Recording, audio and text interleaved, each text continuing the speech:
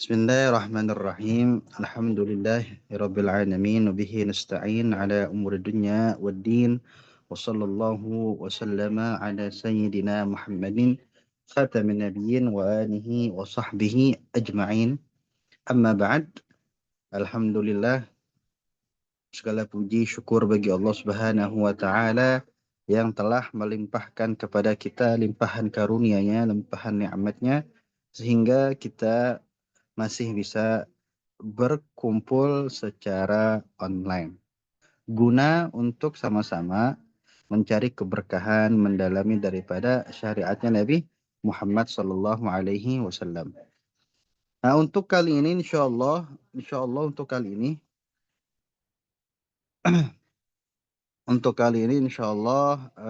kita akan membedah sebuah kitab, ya, sebuah kitab dari kitab Madza fi Sya'ban karangan Sayyid Muhammad bin Alwi Al-Maliki yang merupakan tentang kitab ini, Masya Allah, tentang bulan Sya'ban akan dibahas di dalamnya yang akan dinarasumberkan oleh Ustadz kita, teman kita, ya keluar gue, yang akan pimpin oleh Ustadz Soleh. Udah ada Ustadz Solehnya? Ustadz Soleh, kita bunyikan dulu.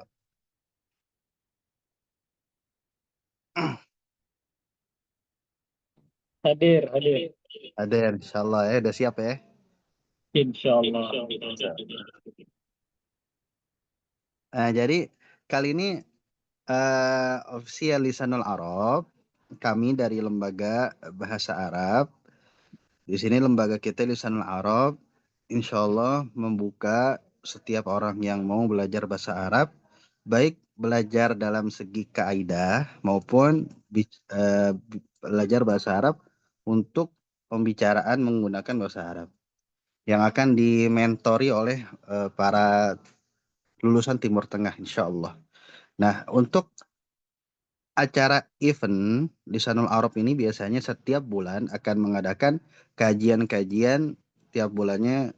Seperti kemarin kita sudah melakukan kajian Isra Mi'raj. Dan kali ini kita melakukan kajian per bulannya tentang membedah bulan Sya'ban. Dan insya Allah bulan Ramadan akan kami kaji lagi, akan kami bikin kajian per bulan di bulan Ramadan yang berjudul membedah kitab karangan Al-Habib Abdullah bin Mahfud Al-Haddad. Nah, udah segini aja mungkin dari moderator.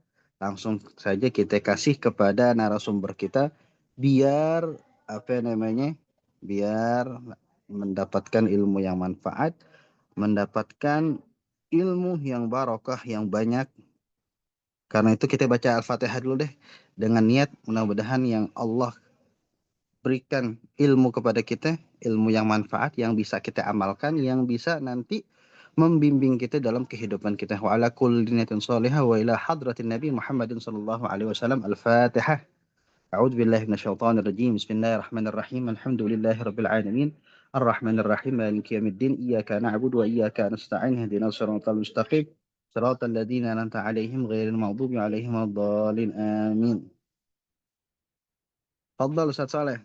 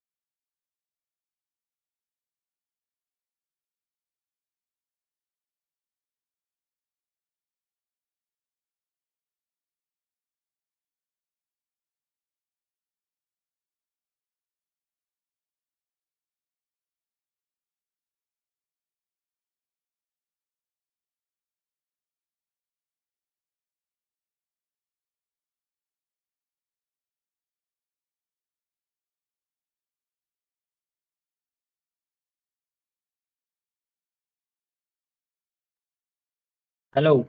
Hmm. Bismillahirrahmanirrahim. Assalamualaikum warahmatullahi wabarakatuh. Alhamdulillahi rabbil alamin wa bihi nasta'in ala umuri dunya waddin wassalatu wassalamu ala asyrafil anbiya'i wal mursalin sayyidina Muhammadin wa ala alihi wa sahbihi ajma'in. نوينا التعلم والتعليم والتذكر والتذكير والنفع والانتفاع والإفادة والاستفادة والحث على تمسك بكتاب الله وسنة رسوله والدعاء إلى الهدى والدعوة للخير ابتغاء مرضات الله وثواب قربه من الله تعالى. سبحانك لا علم لنا إلا ما علمتنا إنك أنت العليم الحكيم. رب اشرح لي صدري ويسر لي أمري واحلل عقدة من لساني يفقه قولي. أما بعد, sebelumnya suaranya bisa terdengar jelas ya?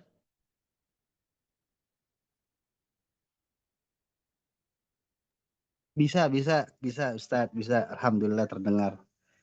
Ini dong, mau apa? Diaktifin dong di layarnya, videonya, biar Ya. mau ngeliat nih. Ya Allah, kangen banget udah mau ngeliat muka ente. Masya Allah. Lah, emang nggak muncul Bu ya? Nggak muncul. Ini udah buka kamera ini. Oh, udah buka. Nggak tahu ya, kenapa? Coba yang di lain nampak gak? Kalau di aneh nggak nampak, kagak ada. Foto itu tuh. Nih, Ya, yang Khair. lain, Dr. Reza Ya, gimana? Kelihatan ya. nggak gambar? Gambarnya ada, gambar Ustadz Soleh. Kelihatan nggak? Di sini sih nggak kelihatan nih. Coba yang lain udah nampak belum gambarnya Ustadz Soleh?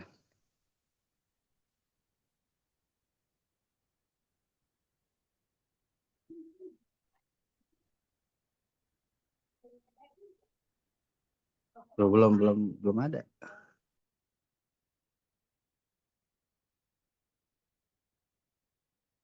Kelihatan,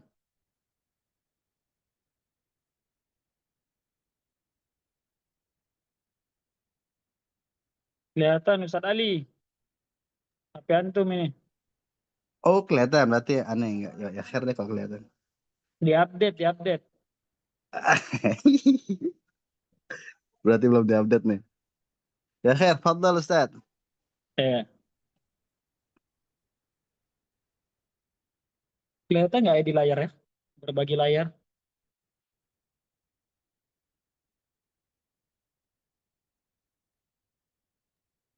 Coba aja dibagikan layarnya coba.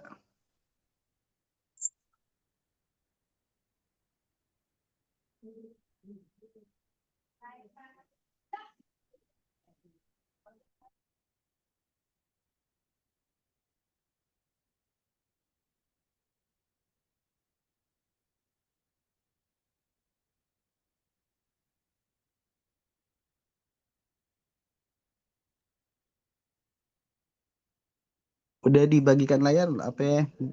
Belum Ustaz? Belum ya? Udah bagi layar nih. Udah bagi layar terus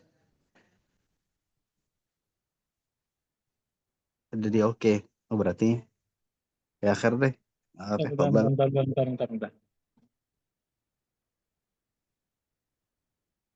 Oke, Nah, itu udah. Nah, itu bisa.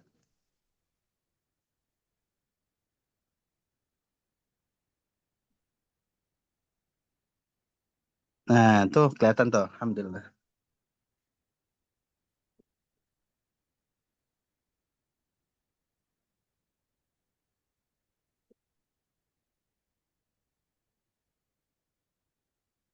oke, sebelumnya Al-Fakir ingin memberikan sedikit prolog ya dari Al-Fakir sendiri, dari saya sendiri. Eh, Alhamdulillah atas kesempatan yang diberikan oleh sahabat kami, Ustadz Ali Yafi dan juga Ustadz Reza Pahlevi sebagai founder dari Lisanul Arab. Jujur, adanya gerakan Lisanul Arab ini adalah sebuah tanda dari adanya ghairah ya, bahwasanya untuk mempelajari bahasa Arab dan ilmu keislaman itu tidak hanya terbatas di pondok pesantren, bahkan orang-orang yang belajar di luar yang tidak sempat mencicipi pendidikan pesantren itu bisa dengan mudah di zaman ini untuk mempelajari bahasa Arab khususnya atau yang umumnya ilmu-ilmu keislaman. Dan kemudian ada gebrakan baru juga dari lisan al-Arab, yaitu adanya bedah buku. Nah, ini yang membuat saya sendiri bahagia. Kenapa? Karena yang saya lihat bahwasanya di banyak tempat pembelajaran bahasa Arab itu mereka hanya terfokus kepada pembelajaran bahasa atau mungkin membaca kitab gundul dan sebagainya. Dan mereka hanya berhenti pada poin itu. Jadi ketika dia hanya bisa membaca atau mereka hanya bisa berbicara bahasa Arab, kemudian selesai masalahnya. Nah, tapi sebenarnya yang lebih diinginkan, yang saya sendiri harapkan bahwasanya tidak sampai di situ. Bahkan ini juga terjadi di santri-santri pondok pesantren. Mereka banyak dari mereka yang ketika lulus itu bisa baca kitab gundul, tapi tidak membaca. Jadi mereka hanya terhenti pada kemampuan skill bisa membaca kitab, tapi tidak mau untuk mempraktekannya, menelusuri, masuk lebih dalam di literasi-literasi keislaman itu sendiri. Padahal yang kita tahu dari jumlah kitab yang ada di seluruh dunia itu kurang lebih ada sekitar 6 juta kitab. Ya, ini kitab yang berbahasa Arab ya, yang itu baik di ilmu tafsir, ilmu hadis, ilmu fikih, sirah dan sebagainya. Nah, itu siapa lagi yang akan menyelami literasi-literasi itu kalau bukan kita orang-orang Islam sendiri. Jadi saya pribadi cukup bahagia dan senang dengan adanya bedah kitab ini. Ini menunjukkan bahwasanya Lisanul Arab tidak hanya berhenti untuk menyebarkan skill membaca atau berbicara bahasa Arab, tapi juga lebih maju lagi, yaitu sudah mulai mengenalkan literasi-literasi. Baik itu nanti teman-teman bisa paham atau enggak, paling tidak sudah ada sedikit bersentuhan dengan literasi itu sendiri. Karena kalau kita cuma bisa membaca atau cuma bisa berbicara bahasa Arab itu skill itu mungkin sekarang agak kurang terpakai. Berapa banyak dari kita belajar bahasa Arab, belajar bahasa Fusha, belajar bahasa Arab dengan baik dan benar. Namun ketika sampai misalnya umroh ke Arab Saudi sana, justru malah pedagang-pedagangnya saja yang kita berharap kita sudah punya skill bahasa ini. Kemudian nyampe sana malah mereka yang bisa bahasa Indonesia, apalagi diisi oleh orang-orang Bangladesh. Nah, orang-orang Bangladesh itu dia nggak bisa bahasa Arab, malah lebih banyak bisa bahasa Indonesia. Atau dia cuma bisa dua bahasa berarti, Bangladesh dan Indonesia itu sendiri. Jadi skill yang dipelajari berbulan-bulan, bertahun-tahun itu terhenti di titik itu. Nah, inilah yang kami harapkan. Alhamdulillah sudah diwujudkan oleh teman kami, Ustadz Ali Hafidin, Ustadz Reza Pahlevi, adanya gebrakan untuk membedah kitab. Nah, untuk kitab itu mukaddimah prolog dari saya pribadi. Adapun untuk prolog dari sebelumnya ya, sebelum kita membedah isi kitab itu, ada baiknya kita untuk mengenal siapa dulu muallifnya, siapa pengarang dari kitab ini. Ya, yang tadi sudah disebutkan namanya oleh Ustadz Ali, yaitu Ta'rif bil mu'allif. Ya, ini sengaja saya buat bahasa Arab supaya teman-teman yang anggota dari Lisanul Arab bisa juga mengambil sedikit faedah dari segi bahasa ya. Saya bacakan At-Ta'rif bil mu'allif ya, mengenal bil mu'allif dengan pengarangnya.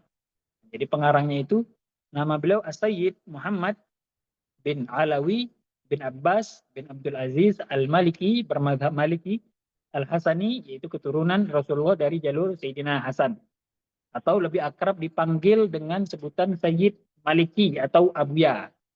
Jadi banyak murid-murid beliau di Indonesia ini, baik itu dari kalangan habaib atau kalangan kiai yang berguru kepada beliau. Biasanya kita dipanggil dengan sebutan Abuya.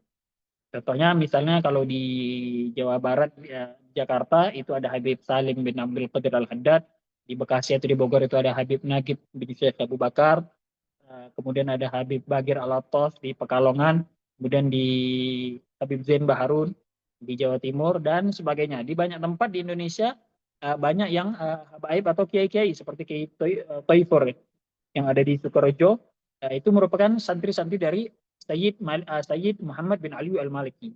Jadi beliau karena saking dekatnya dengan muridnya, beliau dipanggil dengan sebutan Abuya. Abuya ya. Kemudian beliau lahir pada tahun 1365 atau lebih tepatnya 1946 di kota suci Mekah. Berasal dari keluarga Al-Maliki bermadzhab Malik karena beliau asalnya dari Maroko.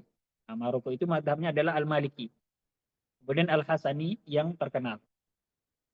Prestasi yang beliau yaitu beliau telah hafal Quran pada usia 7 tahun dari semenjak kecilnya. Kemudian karena ke atasnya ayah dan kakek beliau merupakan ahli hadis, beliau sudah menghafal kitab Muwatta Imam Malik ya, yang saya kurang tahu berapa jilid itu sudah beliau hafal pada usia 15 tahun. Maka salah satu julukan yang didapat oleh Abuya, kita nyebut Abuya saja, Abuya Al-Maliki ini adalah Muwatta berjalan.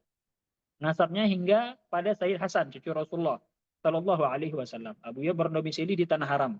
Jadi beliau aslinya kakek-kakek beliau itu dari Maroko. Kemudian kakek beliau yang namanya kalau nggak salah Abbas ini, Muhammad bin Alwi bin Abbas ini pindah hijrah dari Maroko ke Tanah Haram, Mekah Al-Mukarramah. Di Mekah keluarganya dikenal sebagai keluarga yang berilmu, berwibawa dan berpengaruh luas. 5 generasi di atasnya tercatat dalam sejarah negeri sebagai ulama mufti di Tanah Suci. Nah ini foto beliau ya. Mungkin ada yang sudah pernah melihat, tidak tahu namanya. Nah, inilah beliau Said Muhammad bin Alwi Al-Maliki. Nah, ini foto beliau. Riwayat pendidikannya, pertama beliau adalah di Madrasah Al-Fatah, Mekah ketika itu. Ini yang pertama. Kemudian di usia 25 tahun, Abuya meraih gelar doktor ilmu hadis di Universitas Al-Azhar Kairo dengan predikat excellent. Ya, di bawah bimbingan ulama besar Mesir, Profesor Dr. Muhammad Abu Zuhra. Muhammad Abu Zuhra. Jadi beliau ini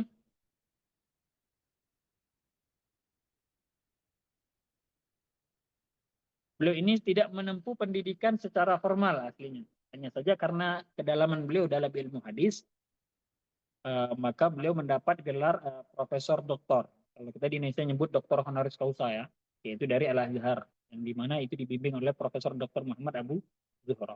Kemudian pada usia 26 tahun, Abuya dikukuhkan sebagai guru besar ilmu hadis dan usuluddin pada Universitas Ummul Qura, Mekah.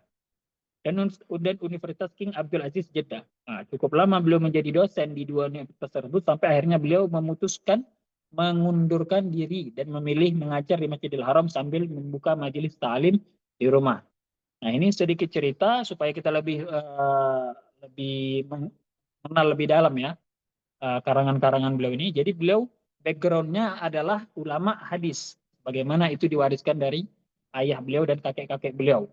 Jadi karangan-karangan beliau, salah satunya di Madza fi Sya'ban yang akan kita bahas ini, itu akan banyak beliau meriwayatkan hadis-hadis ya, mencantumkan hadis-hadis tadi. Baik hadis-hadis itu yang sahih atau yang di bawahnya, yang hasan atau yang dhaif sekalipun. Nah, masalahnya saya pribadi dan juga teman saya Ustadz Ali dan Ustadz Reza ini, konsentrasi kami ketika kami menimba ilmu di Universitas Al-Aghdaf itu adalah usul fikih ya, berkaitan dengan usul fikih, bukan berkaitan dengan hadis nabawi. Meskipun kami, saya dan Ustadz Ali dan Ustadz Reza pernah sedikit menimba ilmu di Darul Hadis Ghuraba itu 1 tahun atau 1,5 tahun ya. Nah, jadi untuk membahas lebih dalam hadisnya itu saya tidak terlalu mencantumkan banyak hadis karena itu bukan konsentrasi saya. Saya akan lebih fokus kepada yang berkaitan dengan dalil-dalil kaidah-kaidah usul fikihnya di kitab Madza fi Sya'ban. Jadi inilah 10 menit sejarah hidupnya Abuya Al-Maliki atau As-Sayyid Muhammad bin Alwi Al-Maliki. Dan beliau ini punya banyak murid di Indonesia ya, dan punya banyak guru juga, termasuk mengambil sanadnya di Indonesia oleh banyak habaib dan kiai-kiai ketika itu. Wafat di tahun 2005. Beliau wafat tahun 2005 di tanggal 15 Ramadan. Jadi banyak santri-santri beliau itu yang membuka pondok pesantren dan memiliki murid-murid yang ramai. Saya Al-Fakir salah satunya adalah yang mendapatkan jalur sanad keilmuan melalui beliau karena Al-Fakir sendiri belajar di pondok pesantren Darul Quwwat Dakwah dan itu pimpinannya mudir ma'hadnya atau muassis ma'hadnya juga berguru kepada Abuya Al-Maliki. Kemudian beliau memiliki banyak karangan ya. Kurang lebih sekitar 60-an yang sudah tercetak dan masih ada yang belum dicetak. Nah, yang akan kita bahas ini adalah salah satu kitab beliau, Madza fi Sya'ban. Jadi sedikit saya spoiler ya, bahwasanya kitab Madza fi Sya'ban ini bercerita tentang bulan Sya'ban.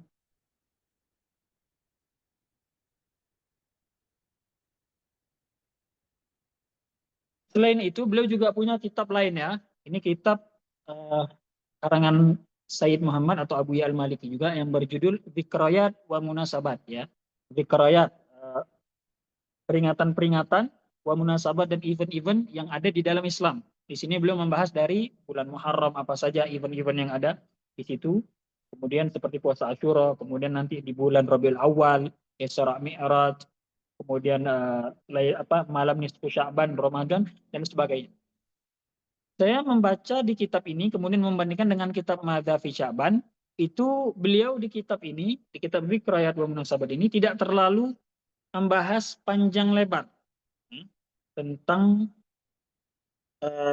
Syaban tadi, hanya kira-kira 6 halaman, 5 atau 6 halaman. Adapun di kitab Madhabi Syaban, kalau teman-teman punya kitabnya atau punya PDF-nya, itu beliau membahas menulis kurang lebih 148 halaman. Kenapa kok bisa banyak di kitab Madhabi Syaban selain memang Madhabi Syaban ini ukurannya kecil ya. Jadi setelah saya perhatikan di dalam kitab Madza fi Sya'ban ini Abu Ya Maliki ini membagi kitabnya kepada 3. Nah, yang pertama beliau menyebutkan apa saja kejadian-kejadian yang ada di bulan Sya'ban.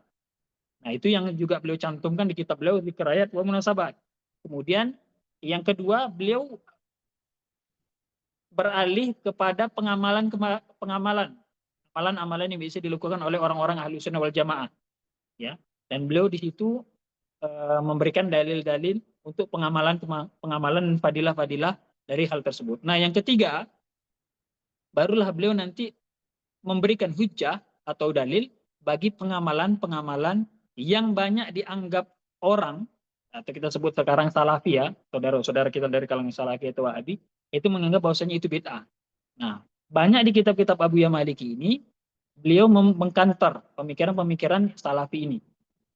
Jadi termasuk salah satunya di kitab Madza fi Sya'ban ini. Beliau di situ di akhirnya nanti membantah pengamalan yang itu dianggap bid'ah oleh saudara-saudara kita dari kaum Salafi dan Wahabi. Jadi 3 itu yang akan dibahas beliau. Nah, ini senada dengan nasihat beliau karena memang salah satu nasihat beliau khususnya bagi para dai dan ustadz-ustadz apabila diundang atau menulis buku misalnya, diundang ke suatu acara misalnya Isra Mi'raj, Nisfu Sya'ban atau acara Maulid Nabi, itu hendaknya Ustadz tadi menyampaikan menggunakan kesempatan momen itu untuk menyampaikan nasihat-nasihat. Inilah, jadi beliau sebenarnya penjelasan tentang Sya'ban tadi hanya beberapa halaman. Hanya saja beliau kemudian memberikan dalil-dalil terhadap amalan-amalan yang sekarang banyak dianggap orang bid'ah. Makanya ada beberapa orang yang menganggap bahwasanya Sayyid Muhammad atau Abu Ya Maliki ini di abad 21 ini beliau dianggap mujaddid, pembaharu, ulama yang pembaharu di abad 21 itu bisa diperdebatkan karena banyak pendapat-pendapat lain. Ada yang mengatakan Syekh Ramadan Al-Buti atau yang lain. Nah, karena Abu Ya Al-Maliki ini beliau tinggal di kota Makkah Al-Mukarramah di Saudi Arabia, dan kita sama-sama tahu bahwasanya Saudi Arabia itu ulama dan penduduknya, ulama dan pemerintahannya, ulama dan umaranya, ulama dan pegawai pemerintahannya itu semua mereka menganut pemahaman Salafi dan Wahabi. Nah, Abu Ya Malik ini salah satu yang getol, meskipun beliau tinggal di kota Mekah, beliau termasuk yang getol untuk menyuarakan mengkantar pemikiran-pemikiran Wahabi itu. Jadi makanya di banyak cerita yang kita dengar dari guru-guru kita, beliau itu seringkali dipanggil untuk ditegur karena beliau terlalu lantang menyuarakan mengkantar pemikiran-pemikiran Salafi Wahabi ini. Itu sering kita dengar. Jadi itu bisa kita lihat. Bahkan salah satu kitab beliau yang terkenal yang dipelajari di pondok-pondok pesantren, Mafahim Yajibu Antusoha, pemahaman-pemahaman yang wajib diluruskan.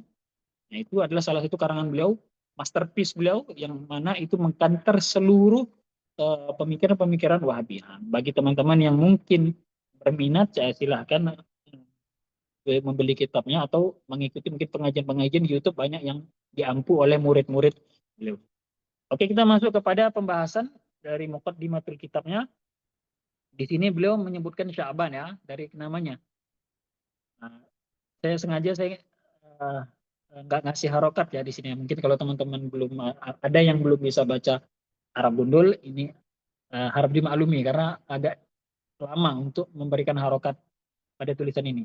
Jadi ini ada yang bahasa Arab, ada yang bahasa Indonesia ya. Sumia Sya'ban, dinamakan Sya'ban. Kenapa? Sya'ban sendiri, nama Sya'ban ini bisa ada banyak pendapat tentang nama Sya'ban sendiri. Ada yang mengatakan li'annahu yatasha'abu minhu khairun katsir, dari kata yatasha'ab. Karena yatasha'ab itu bercabang. Dari bulan Sya'ban ini bercabang kebaikan-kebaikan yang banyak. Karena banyaknya kebaikan yang ada di bulan ini, maka yatasha'ab tadi kemudian diambillah di situ dari nama Sya'ban. Itu pendapat yang pertama dan pendapat yang paling kuat. Pendapat kedua, ada yang mengatakan dari kata sya'a wa bana. Sya'a itu artinya terang benderang, bana jelas. Karena saking jelasnya dan terang benderangnya bulan ini, banyaknya amalan perbuatan yang bisa yang dilipat gandakan di bulan ini, maka dinamakanlah Sya'ban, sya'a wa bana. Itu yang pendapat kedua. Yang ketiga, mustaqun minasyi'bi bikasri syin, dengan kasrah syin, syi'bi. Syi'b ini adalah tariqun fil jabal, jalan yang ada di tengah-tengah antara dua bukit atau dua gunung. Itu kalau di Indonesia mungkin kita jarang menemukan ya, tapi kalau di Arab sana banyak tuh. Jalan-jalan di antara dua bukit dan gunung itu namanya syi'b. Karena dia jalan menuju gunung tadi, begitulah Sya'ban. Dia jalan menuju Ramadan. Ramadan itu ibarat gunung, sedangkan Sya'ban ini adalah ibarat jalan menuju ke sana. Diambil dari kata syi'b, dia disebut Sya'ban. Itu yang ketiga. Yang keempat dari kata Sya'bun. Kalau tadi Syi'bun pakai kasroh, sekarang Sya'bun. Sya'bun itu aslinya al-jabar, menambal. Fayajibirullahu fihi kasral qulub. Di sini Allah menambal hati-hati yang pecah, hati-hati yang terluka. Maksudnya karena banyaknya maksiat hamba-hambanya, kemudian ketika ingin masuk ke dalam bulan Ramadan, mereka merasa diri kotor, mereka merasa patah hati begitu. Kemudian Allah menambal di bulan Sya'ban ini, jika mereka memperbanyak amalan, maka Allah terima amalannya, mereka bisa untuk masuk ke dalam bulan Ramadan dalam keadaan suci dan bersih. Ini 4 pendapat tentang nama dari bulan Sya'ban sendiri. Kemudian di sini beliau memberikan muqaddimah ya. Muqaddimah muhimmah takunu miftahan limasa ini hadzal babi. Ini prolog muqaddimah muhimmah yang penting kata beliau. Takunu miftahan yang menjadi kunci lima masail untuk permasalahan-permasalahan yang ada di dalam bab ini, maksudnya di dalam masalah Sya'ban ini. Apa itu? Minal qawaid al-muqarrara inda ahli ilmi, salah satu kaidah yang sudah ditetapkan oleh para ahli ilmu, ini dia kaidahnya. Yang saya garis bawahi paling bawah ini yang paling penting harus kita ingat. Kita ahli sunnah wal jamaah harus mengingat kaidah ini. Anna zamana yashrufu bima yaqa'u fihi minal hawadith.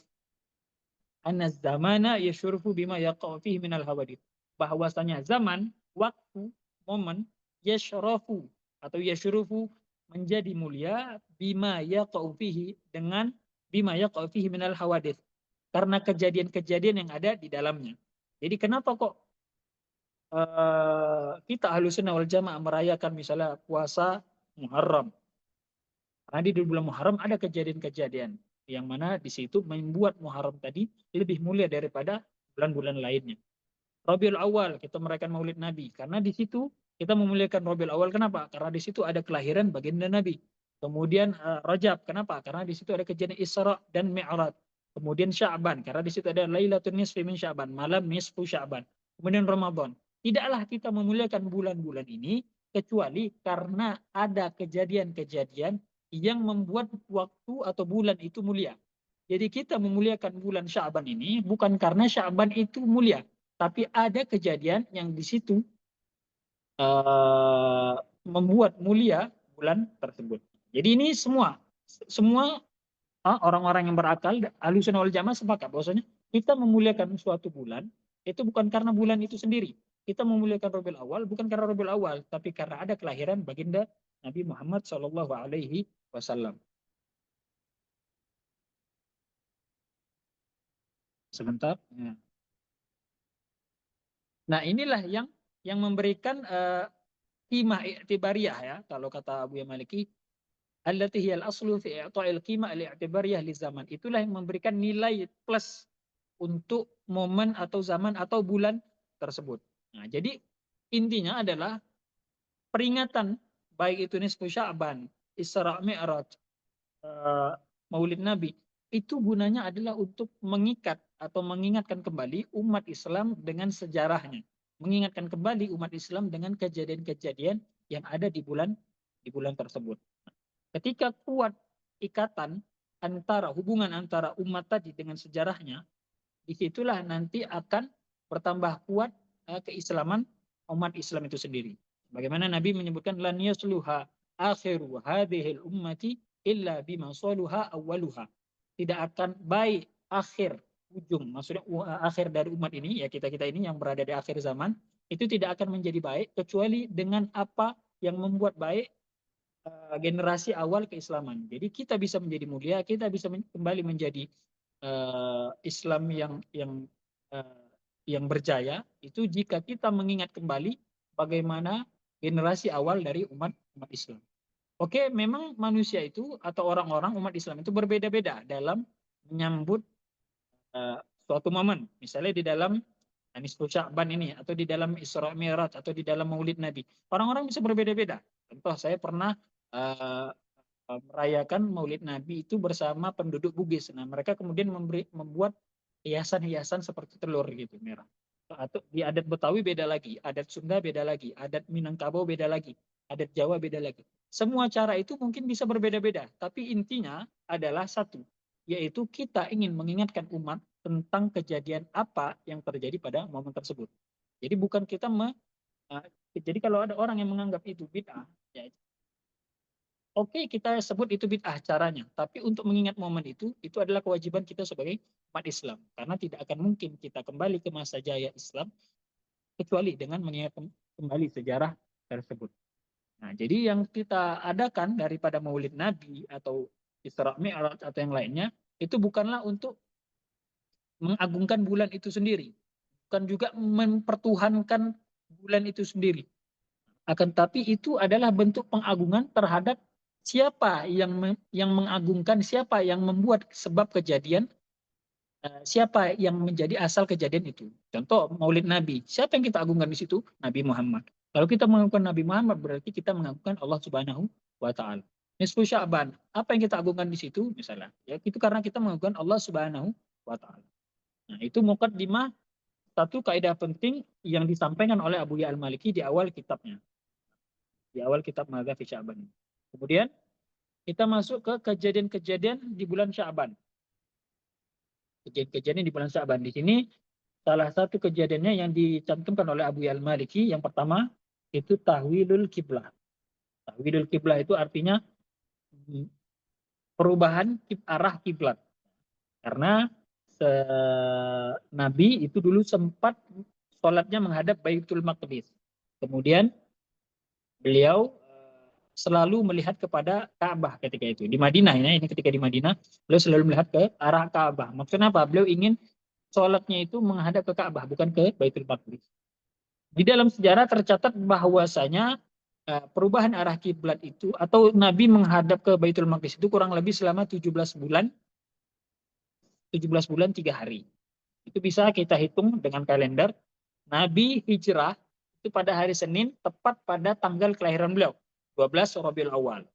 Perubahan arah kiblat itu nanti terjadi di nisfu Sya'ban, 15 Sya'ban. Bisa kita hitung Rabiul Awal, 12 Rabiul Awal ke 12 Rabiul Awal tahun depan itu 12 bulan. Kemudian Rabiul Awal, Rabiul Akhir, Jumadil Ula, Jumadil Akhir, Rajab, Sya'ban. Tanggal 12 Sya'ban itu pertepatan 17 bulan, 13, 14, 15 Sya'ban plus 3 hari. Jadi kurang lebih 17 bulan 3 hari Nabi Muhammad SAW menghadap Baitul Maqdis. Pada pada nisfu Sya'ban, 15 Sya'ban tadi, terjadilah tahwilul qiblah. Itulah yang diabadikan di dalam surat Al-Baqarah ayat 144. A'udzu billahi minasyaitonir rajim. Qad nara taqalluba wajhika fis sama. Falanwalliyannaka qiblatan tardaha. Kami sering melihat engkau menghadapkan wajahmu ke langit, kemudian kami akan mengarahkan kiblat kamu yang kamu inginkan. Kafawalli wajhaka, di sini perintahnya. Maka arahkanlah wajhaka, wajahmu, syataral masjidil haram, ke arah masjidil haram. Nah, di sinilah. Makanya Siti Aisyah itu pernah keheranan, kata Siti Aisyah, ma'ara rabbaka illa yusari'u fi ridhaka. Aku tidak melihat Tuhan, Muhammad Allah Subhanahu wa taala, kecuali pasti akan cepat-cepat untuk mengabulkan apa yang keinginanmu. Nah, ini senada dengan salah satu ayat yang ada di surat Ad-Duha, wala sawfa yu'tika rabbuka fatarda. Sesungguhnya Allah akan memberikanmu fatarda, sampai engkau. Itu kejadian pertama yang ada di bulan Sya'ban sehingga membuat Sya'ban ini menjadi mulia. Kejadian kedua, nah ini raf'ul a'mal. Raf'ul a'mal artinya raf'u, mengangkat amal perbuatan. Jadi amal perbuatan manusia itu diangkat pada bulan Sya'ban. Itu ar-raf'u al-akbar wal awsa. Ini diangkatnya amal ini yang paling besar dan yang paling luas. Maksudnya apa? Ini adalah event tahunan. Jadi banyak waqad ja'a dzalika fil hadits yang Usama bin Zaid. Nah, ini dalilnya. Nah, di sini Syekh Muhammad menyertakan dalilnya. Kata diriwayatkan dari Usama bin Zaid, yang mana itu adalah Usama, anak dari anak angkatnya Rasulullah, yaitu Zaid bin Harithah, ya. Apa kata Usama? Kuntu ya Rasulullah, wahai Rasulullah, lam araka tasumu min syahrin min syuhur ma tasumu min Sya'ban. Aku tidak pernah melihat engkau berpuasa di antara bulan-bulan yang lain sebagaimana engkau berpuasa di bulan Sya'ban. Jadi Rasulullah sangat banyak puasa di bulan Sya'ban. Nanti akan ada hadis-hadis lain yang menguatkan hal ini.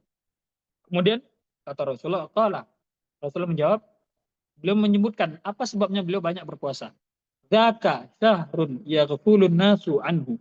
Itu Sya'ban tadi, syahrun adalah bulan yaghfulun nasu anhu, yang mana manusia banyak lalai di bulan tersebut. Baina Rajab wa Ramadan. Karena dia ada di antara dua bulan yang agung. Bulan Rajab itu agung. Kenapa? Karena adalah salah satu di antara 4 bulan haram. 4 bulan haram, Rajab, Muharram, Dzulqa'dah, Dzulhijjah, Muharram. 4. Rajab jelas bulan haram, bulan yang diagungkan. Bahkan sebelum Nabi datang, itu orang-orang Arab jahiliyah sudah mengagungkan Rajab. Ramadan itu jelas, karena di situ ada ibadah wajib puasa. Nah, Sya'ban ini berada di tengah-tengah. Maka Rasulullah sering berpuasa. Ketika Usama bin Zaid heran, kenapa kok sering berpuasa? Maka Rasul mengatakan, disitulah bulan yang sering manusia itu lalai. Kemudian beliau melanjutkan, wa huwa syahrun turfa'u fihi al-a'mal. Dan dia adalah bulan yang diangkat amal perbuatan ila rabbil alamin, kepada Allah, Tuhan semesta alam. Wa uhibbu an yurfa'a amali wa ana sha'im. Aku ingin ketika amal itu diangkat, aku sedang berpuasa. Nah, jadi ketika disetor amal perbuatan kita, Rasulullah sedang beribadah, yaitu ibadahnya apa? Puasa. Qala al-Mundhiri rawahu an-Nasa'i qultu akhrajal Imam Ahmad fi musnadihi.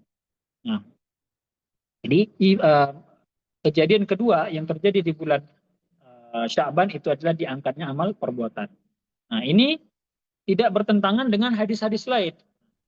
Hadis-hadis lain ada yang menyebutkan bahwasanya amal perbuatan itu diangkat mingguan, yaitu pada hari Senin dan hari Kamis. Makanya kita dianjurkan berpuasa pada hari Senin dan hari Kamis. Ada juga yang mengatakan amal perbuatan itu diangkat setiap hari, yaitu ketika sebelum sholat duhur. Ketika sholat duhur, makanya di situ nanti akan disunnahkan sholat sunnah qobliyah duhur 4 rakaat. Itu ada hadisnya disebutkan, mada fi Sya'ban, tidak saya cantumkan di sini. Nah, semua ini, diangkatnya amal ini tidak ada pertentangan. Jadi semuanya benar. Ini kata Abu Maliki, dan semuanya punya hikmah sendiri. Apa hikmahnya? Nah, yang beliau sebutkan di kitab Dzikra Munasabat, hikmah diangkatnya amal perbuatan tadi, baik itu harian, atau itu mingguan, Senin dan Kamis, atau itu tahunan pada bulan Sya'ban, atau nisfu Sya'ban lebih tepatnya, 15 Sya'ban nanti, itu ada hikmah tersendiri. Allah Subhanahu wa taala itu sebenarnya tidak perlu, karena Allah maha mengetahui, ya. Allah maha mengetahui atas segala sesuatu. Bahkan di dalam hadis kan disebut, bahkan daun yang jatuh itu pasti Allah tahu. Semuanya sudah tercatat di Lauhul Mahfuz. Hikmahnya diangkatnya amal perbuatan kita manusia ini kepada Allah apa? untuk memuliakan, mengagungkan kita sebagai manusia ini di hadapan para malaikat. Itu yang disebutkan Abu Maliki. Jadi sengaja Allah angkat amal perbuatan kita supaya apa? Supaya para penduduk langit, para malaikat melihat ini adalah amalan hambaku. Disetor tiap hari, disetor tiap minggu, disetor tiap tahun. Apa? Supaya semua penduduk langit menyaksikan bagaimana kita hamba-hambanya Allah itu perbuatan kita di dunia. Ini kejadian yang kedua.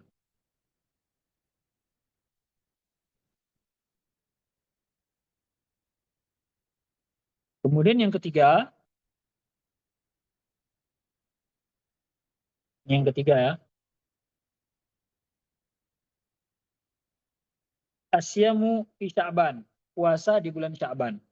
Nah, tadi ada hadis yang diriwayatkan oleh Siti Aisyah, yang tadi diriwayatkan oleh Usama bin Zaid, yang ini diriwayatkan oleh Siti Aisyah. Karena Rasulullah sallallahu alaihi wasallam yasumu hatta naqulu la yuftir. Sungguhnya Rasulullah itu berpuasa terus setiap tahunnya. Hatta naqula la yuftir, sampai kami menyangka bahwasanya beliau itu tidak pernah batal puasa. Maksudnya beliau tidak pernah tidak berpuasa pada tahun itu. Wa yuftir. Akan tapi ada kalanya suatu momen di dalam satu tahun wa yuftir, beliau tidak berpuasa. Hatta naqul la yasum, sampai kami menyangka beliau itu tidak akan pernah berpuasa sama sekali. Nah, ini kalau di dalam usul fikih, Rasulullah itu sengaja tidak melakukan suatu perbuatan secara terus-menerus, karena kalau sudah dilakukan terus-menerus, tidak pernah ditinggalkan oleh Rasulullah, maka itu akan dianggap wajib, akan menjadi wajib bagi umat. Maka Rasulullah itu kadang, tapi ya yang jadi mahal syahid di sini, yang jadi titik poinnya, wa ma ra'aitu Rasulullah sallallahu alaihi wasallam istakmala siyama syahrin qattu illa syahra Ramadan wa ma ra'aitu aktsara siyaman minhu fi Sya'ban. Rasulullah tidak pernah menyempurnakan puasa 30 hari atau 29 hari kecuali Ramadan. Dan tidaklah aku melihat Rasulullah itu berpuasa paling banyak kecuali di bulan Sya'ban. Hadis ini diriwayatkan oleh Imam Bukhari dan Muslim, Abu Daud, Nasai, Tirmidzi, dan lainnya. Jadi ini riwayatnya sangat kuat. Riwayat lain, marwaitu Nabi SAW fi syahrin aktsara siyaman minhu fi Sya'ban. Tidak pernah aku melihat Rasulullah puasa di satu bulan yang lebih banyak daripada bulan Sya'ban. Kana yasumuhu illa qalilan bal yasumu kulluhu. Beliau berpuasa seluruhnya, illa qalilan, kecuali sedikit. Mungkin kurang 5 hari atau 6 hari. Bal yasumuhu kulluhu. Bal yasumuhu kullahu. Bahkan beliau berpuasa seluruhnya. Nah, di sini nanti beliau membahas ditafsir sambil diperinci ya, bahwasanya yang dimaksud bal yasumuhu kulluhu ini adalah bal lil idhrab, untuk menyatakan bahwasanya saking banyaknya puasa Rasulullah pada bulan Sya'ban sampai-sampai disangka beliau itu puasa seluruhnya. Padahal tidak. Beliau itu puasa paling banyak di bulan Sya'ban, tapi tidak sampai seluruhnya. Itu kejadian yang ketiga, puasa pada bulan Sya'ban. Yang keempat, ini yang masyhur di telinga kita, syahrus sholati ala Nabi SAW. Bulan Sya'ban ini dikenal dengan bulan bersolawat kepada Nabi SAW. Alasannya karena di dalam bulan ini diturunkan ayat innallaha wa malaikatahu yusholluna 'alan nabi ya ayyuhalladzina amanu shollu 'alaihi wa sallimu taslima. Ayat ini turun pada bulan Sya'ban. Maka di bulan Sya'ban ini menjadi mulia karena salah satu kejadiannya adalah salawat kepada Nabi Muhammad sallallahu alaihi wasallam. Nah, kemudian Abu Maliki mempreteli, menjelaskan panjang lebar tentang salawat. Di sini beliau sekaligus mentarghib, memotivasi kita supaya banyak bersalawat. Beliau sertakan beberapa riwayat. Di sini beliau menukil riwayat dari Imam Syihabuddin Al-Qastolani dalam kitab Al-Mawahib, bahwasanya Sya'ban itu adalah syahrus salati alaihi sallallahu alaihi wasallam lianna ayat as-salat nazalat fihi. Kata Imam Syihabuddin Al-Qastolani, Sya'ban disebut dengan bulannya salawat karena disitulah turun ayat tentang perintah bersolawat kepada Nabi SAW. Dan Nabi Malik melanjutkan hakikatus sholah ala Rasulullah. Apa sih hakikatnya bersolawat kepada Nabi SAW? Maksudnya bagaimana cara kita bersolawat? Di sini beliau menukil satu hadis diriwayatkan dari sahabat Nabi Ubay bin Ka'ab. Kata Ubay pernah datang ke Rasulullah. Qala qultu. Si Ubay berkata, sahabat Ubay bin Ka'ab berkata, ya Rasulullah, wahai Rasulullah, inni uktirus salata alaika. Aku ingin memperbanyak salawat kepadamu. Fakam aja'alu laka min sholati. Maka berapa banyak sholawat yang harus aku bacakan untukmu. Jadi kalau aku berdoa ya Rasulullah, kira-kira berapa persen dari sholawat dari doaku tadi untuk bersolat kepadamu. Jadi kan kalau kita kan biasanya kalau berdoa, sholawat dibuka dengan sholawat, kemudian doa panjang lebar sampaikan semua hajat kita, baru kita tutup dengan sholawat. Nah, itu adabnya berdoa gitu kan, dibuka dan ditutup dengan sholawat. Ya kita anggaplah mungkin itu sekitar 1/5 ya, 1/5 dari doa kita. Tapi Ubay bin Ka'ab itu dia penasaran, kalau aku berdoa wahai Rasulullah, berapa persen yang harus aku baca dari sholawat ketika aku berdoa? Maka kata kata Rasulullah, qala ma syi'ta, sesukamu, sesuka hatimu, kata Rasulullah.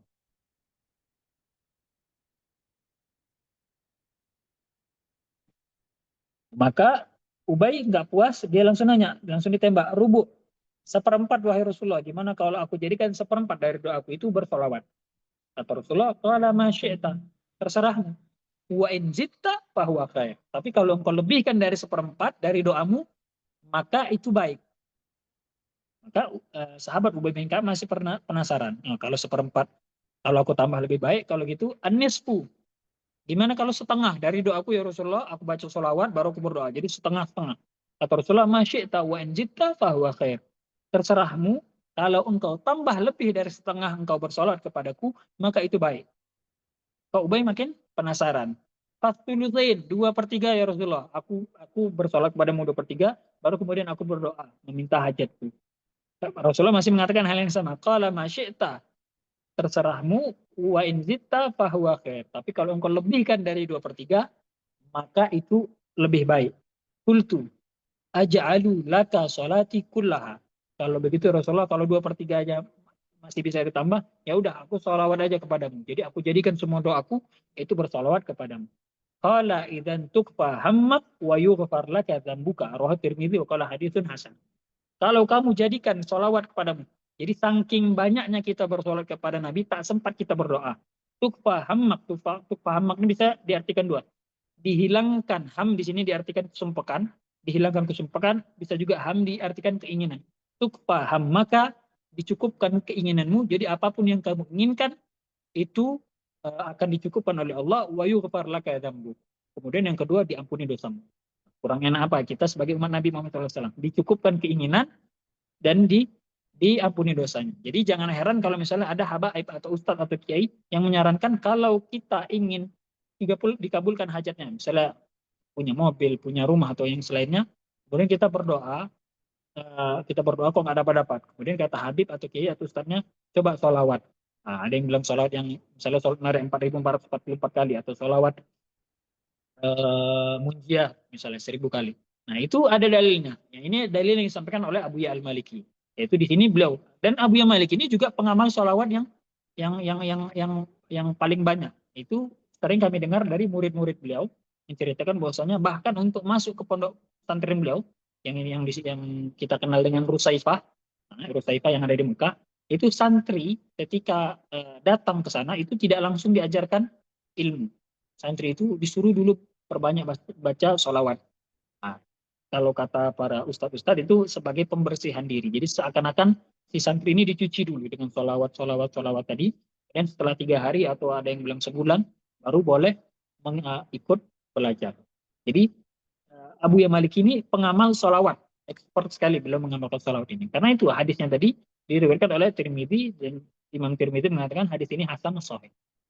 Ini salah satu yang beliau sampaikan. Selain itu, ini ada yang kita terjemahkan beberapa keutamaan sholawat di sini. Saya baca secara cepat, ini sudah saya terjemahkan. Allah akan membalas dengan 10 kali sholawat. Fal hasanatu bi asyri amsalihha ya. Dalilnya satu kebaikan kita umat Nabi Muhammad dibalas dengan 10 kebaikan. Maka satu sholawat kita dibalas dengan 10 kali sholawat dari Allah. Selain itu mendapat sholawat dari Nabi Muhammad. Ini ada hadisnya di kitab Mazhab Sya'ban. Yang ingin perdalami lebih dalam hadisnya atau mengetahui hadisnya boleh dirujuk di kitab Mazhab Sya'ban. Ini semua ada hadis yang disertakan oleh Abu Ya Maliki. Karena yang tadi ya saya ingin kembali, Abu Ya Maliki ini adalah ahli hadis ya. Ahli hadis beliau, al-muhaddits. Jadi beliau di dalam kitab-kitabnya selalu meriwayatkan banyak hadis dalam setiap yang beliau cantumkan. Mendapat salawat dari Nabi Muhammad. Kemudian mendapat salawat dari malaikat. Diangkat derajatnya, ditambah pahala kebaikannya, dan dihapuskan kesalahannya. Tarfa'u lahu darajatin. Dan pahala yang dilipat gandakan dalam bersolawat menunjukkan betapa cintanya Allah kepada kasihnya Nabi Muhammad. Jadi kok bisa Allah membalas kita dengan sebanyak itu? Padahal hanya dengan satu solawat. Yaitu karena kecintaan Allah kepada nabinya, maka Allah beri ganjaran yang besar untuk orang yang bersolawat kepada kekasihnya Nabi Muhammad Shallallahu Alaihi Wasallam. Yang kelima, setara dengan memerdekakan 10 budak. Budak mungkin sudah tidak ada di zaman ini, dan memerdekakan budak ini amalan yang sangat besar ya. Dan solawat kita itu ta'dilu i'taqal abd. Itu setara dengan memerdekakan asyarat riqab dengan 10 budak. Yang keenam, menjadi sebab diampuninya dosa, dan itu tergantung seberapa besar keimanan dan kecintaan dan keikhlasan dalam bersolawat. Jadi semakin kita yakin, cinta, iman, ketika kita bersolawat itu semakin cinta, nah disitulah akan menjadi sebab diampuni dosa kita semakin besar. Ketujuh, solawat akan memintakan ampun kepada yang membaca dan menjadi teman di kuburnya. Jadi akan menjadi teman. Kalau dikatakan kuburan itu gelap, kita sendirian, maka orang yang banyak bersolawat itu akan ditemani oleh solawat yang dibacanya selama di dunia. Rasul akan memberikan syafaat untuk orang yang bersolawat. Nah ini sering kita dengar ya, bahwasanya orang yang bisa mendapat syafaat nanti adalah orang yang bersolawat kepada Nabi. Makanya ulama berbeda pendapat antara berapa banyak kewajiban kita bersolawat. Ada yang mengatakan kita, kalau Imam Syafi'i, dari mazhab Imam Syafi'i sendiri, kita wajib membaca solawat itu ketika tahiyat terakhir di dalam sholat. Di tahiyat awal itu wajib, di tahiyat akhir itu wajib. Berarti 2 kali. Dikali berarti dalam, pokoknya setiap sholat ya, tahiyat akhir. Ada yang mengatakan 5 kali dalam sehari. Ada yang mengatakan sekali seumur hidup itu sudah cukup untuk menggugurkan kewajiban bersolawat. Ada perbedaan pendapat di antara para ulama. Yang pasti orang yang pernah bersolawat itu layak untuk mendapatkan syafaatnya Rasulullah. Yang kesembilan, menghilangkan kefakiran dan memberikan keberkahan. Nah ini yang sering diamalkan khususnya kita orang-orang Indonesia nih. Salawat untuk menghilangkan kefakiran, untuk mencari rezeki. Kemudian menjadi orang yang dekat dengan Rasulullah di hari kiamat nanti.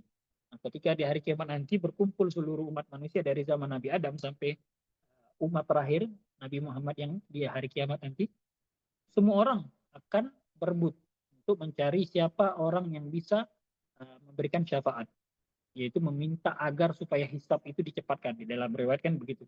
Kemudian nanti manusia berbondong-bondong pergi ke Nabi Adam. Nabi Adam tidak mampu, oper ke Nabi Nuh. Nabi Nuh tidak mampu, oper kepada Nabi Ibrahim, Nabi Musa, dan sebagainya. Sampailah kepada Nabi Muhammad. Jadi bayangkan berapa miliar orang yang ada pada hari kiamat nanti. Nah, orang yang paling banyak bersolat itulah yang akan menjadi paling dekat dengan Rasulullah di hari kiamat. Aulan nasi bi yaumil qiyamah aktaruhum alayya sholatan. Yang paling dekat denganku adalah yang paling banyak membaca salawat kepadaku. Dan yang paling kita harapkan bagi yang sudah punya keturunan, keberkahan salawat akan sampai kepada anak cucu yang bersalawat. Jadi bukan hanya terputus kepada orang bersalawat, bahkan anak cucunya akan mendapatkan keberkahan yang sama.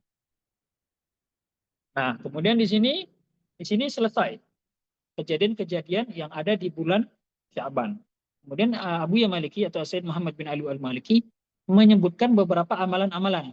Ini sebenarnya tidak ada kaitannya dengan bulan Sya'ban, tapi beliau menyebutkan amalan-amalan ini supaya kita menggunakan kesempatan bulan yang penuh keberkahan ini untuk memperbanyak amalan. Nah, di sinilah beliau menyebutkan beberapa amalan yang bisa diamalkan. Yang pertama, membaca kalimat syahadat la ilaha illallah. Di sini beliau menyertakan, dan hendaknya seorang muslim menggunakan waktu-waktu yang berkah untuk memperbanyak membaca kalimat syahadat. Kurang lebih, yang saya hitung terdapat kurang lebih 18 hadis yang beliau sertakan di dalam kitab. Nah, itu bisa teman-teman rujuk sendiri jika ingin tahu fadilah-fadilah dari membaca kalimat syahadat la ilaha illallah. Ini salah satunya yang saya sertakan di sini.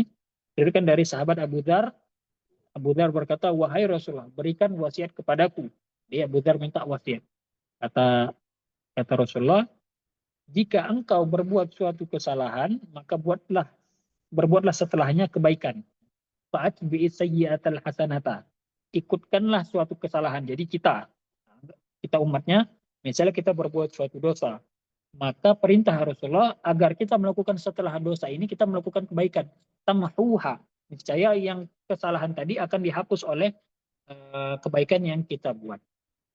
Abu Dzar mengatakan, apakah la ilaha illallah termasuk kebaikan? Jadi Abu Dzar langsung menembak di sini. Apakah kalimat la ilaha illallah itu termasuk kebaikan? Apa jawab Nabi? Bahkan itu paling afdolnya kebaikan. Jadi paling afdol kebaikan itu adalah la ilaha illallah. Karena la ilaha illallah itu adalah kunci surga. La ilaha illallah itulah kalimat yang diutus seluruh para nabi dari zaman Nabi Adam sampai Nabi Muhammad. Itu kalimat agung yang paling mulia. Ini salah satu hadis keutamaan la ilaha illallah. Jadi teman-teman jika ingin memperbanyak amalan baik, bisa mengamalkan salah satunya adalah la ilaha illallah. Kemudian amalan yang kedua yang disebutkan oleh Abu Yal Maliki yaitu al-istighfar. Perbanyak istighfar. Apa keutamaan-keutamaan istighfar? Beberapa keutamaan istighfar ini yang disebutkan, dicantumkan oleh Abu Yal Maliki. Yang pertama, mempermudah rezeki, menggugurkan dosa, melapangkan yang kesempitan. Kalau ada hidupnya sumpek, sempit, atau banyak masalah, itu dengan istighfar. Kemudian menghilangkan kesumpekan. Karena banyaknya kesumpekan itu adalah dari tumpukan dosa. Jadi sumpek itu awalnya dari tumpukan dosa. Maka obatnya adalah istighfar dan taubat. Ada juga riwayat lain disebutkan oleh Imam Abu Hasan Ali An-Nadwi, salah satu ulama India, bahwasanya umat seorang muslim, seorang yang beragama Islam itu dalam 40 hari, meskipun anggap ada seorang yang soleh, tidak pernah melakukan maksiat. Meskipun seorang muslim, ini karena saya berdakwah ke anak muda ya, kadang-kadang kok ada orang merasakan sumpah, padahal dia nggak aneh-aneh perbuatannya. Mungkin ada teman-teman di sini merasakan hal yang sama.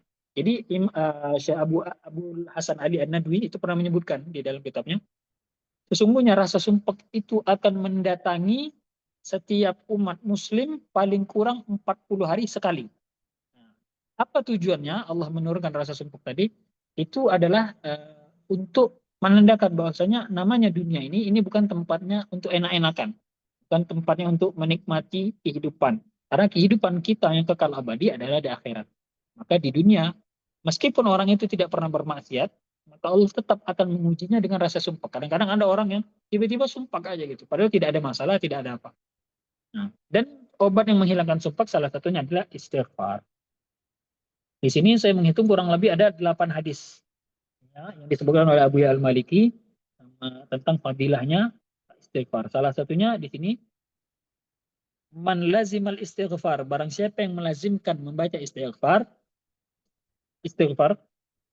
ja'alallahu lahu min kulli hammin faraja, maka Allah akan menjadikan setiap dari kesumpekannya faraja, ada kelapangan di situ. Wa min kulli dhikin makhraja, setiap yang sempit Allah kasih jalan keluar. Wa razaqahu min haitsu la yahtasib, dan Allah beri dia rezeki dari arah yang tidak disangka-sangka. Jadi 3 dari keutamaan istighfar disebutkan dalam hadis ini. Yang pertama, kalau kesumpukannya dihilangkan oleh Allah, kesempitannya, masalahnya akan diberikan jalan keluar. Yang ketiga, Allah berikan rezeki, misalnya seret rezekinya, Allah berikan dia rezeki dari arah yang tidak disangka-sangka. Faedah yang lain dari istighfar itu menghilangkan paceklik.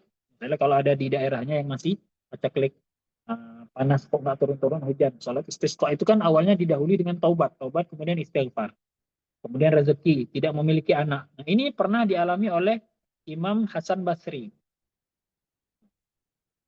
Datang 3 orang kepada Imam Hasan Basri, salah seorang tabi'in ya. Yang satu mengadukan bahwasanya di daerah dia terjadi peceklik. Yang satu mengadukan bahwasanya dia kekurangan rezeki, rezekinya seret.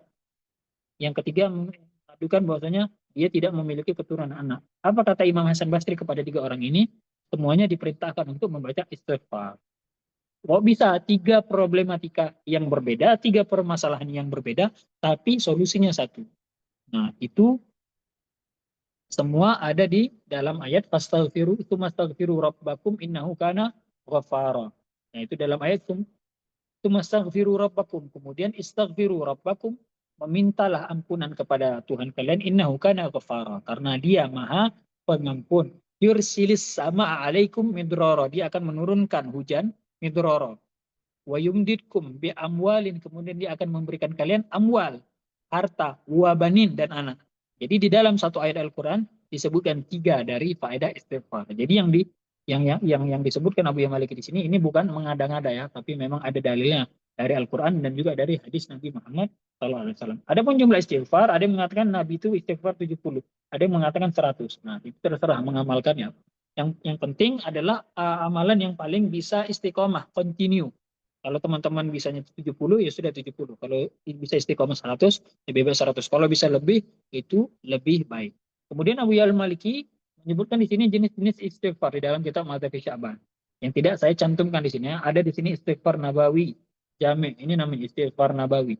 Ada Sayyidul Istighfar. Sayyidul Istighfar ini mungkin yang pernah mengamalkan doa fajar ya, atau relatif. Sayyidul Istighfar, Allahumma anta rabbi la ilaha illa anta khalaqtani, dan seterusnya.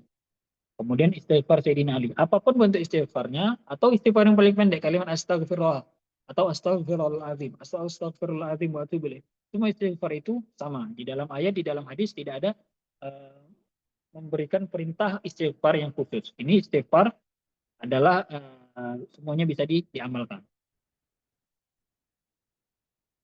Oke, itu beberapa amalan yang dianjurkan oleh Abu Ya'al Maliki. Kemudian kita masuk ke pembahasan yang juga penting di bulan Sya'ban ini, yaitu Lailatul Nisfi min Sya'ban, malam nisfu Sya'ban, atau malam ke-15. 15 Sya'ban, malam ke-15 ya, tanggal 14 ketika masuk waktu maghrib, itu sudah mulai masuk malam nisfu Sya'ban.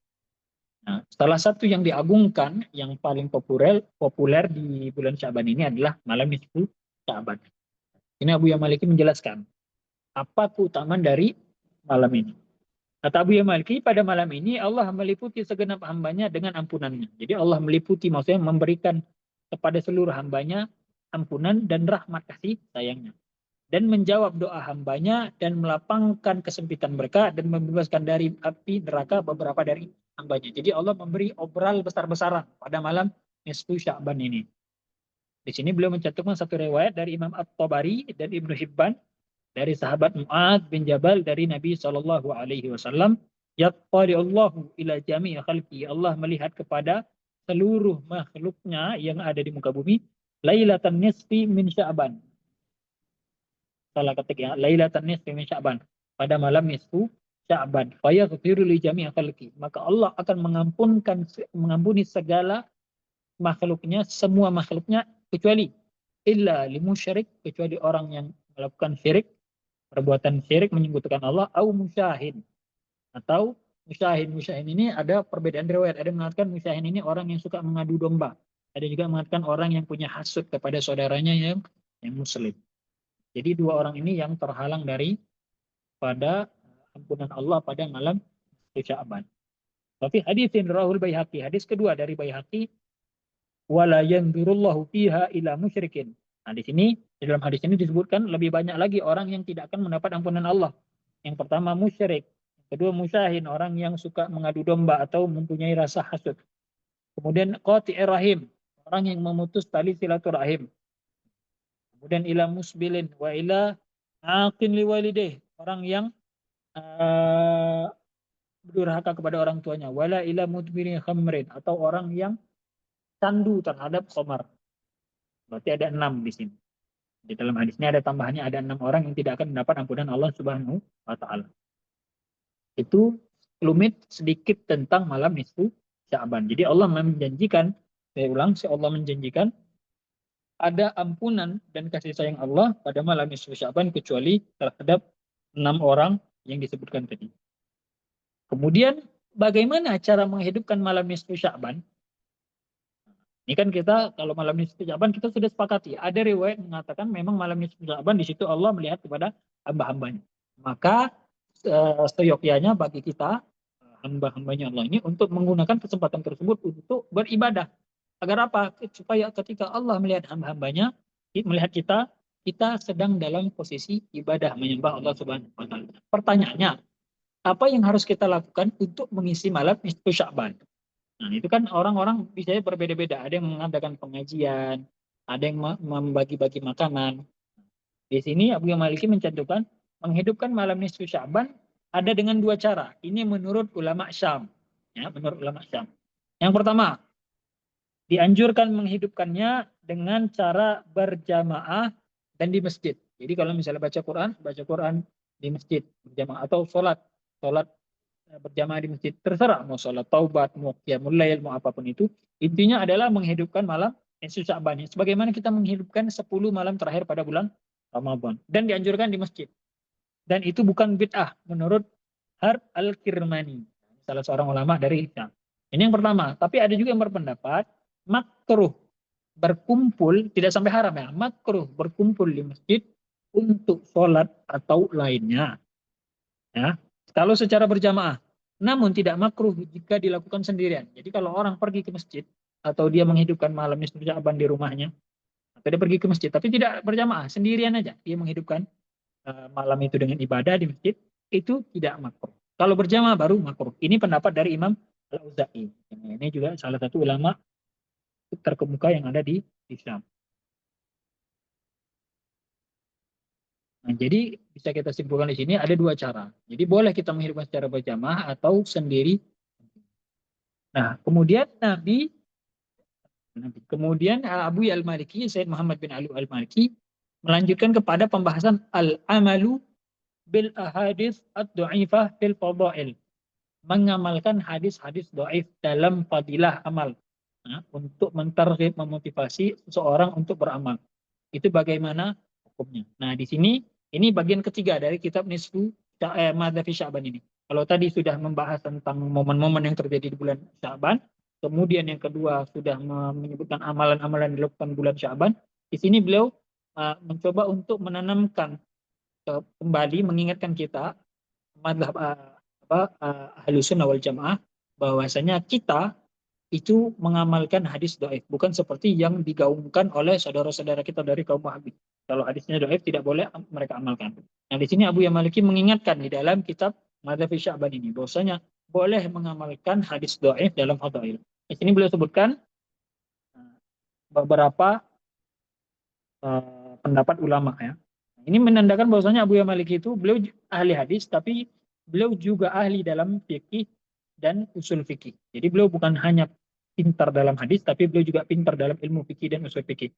Nah, dan cerita yang kami dengar bahwasanya murid-murid beliau itu kan dari berbagai negara. Ada yang dari Indonesia, ada yang dari England atau Inggris.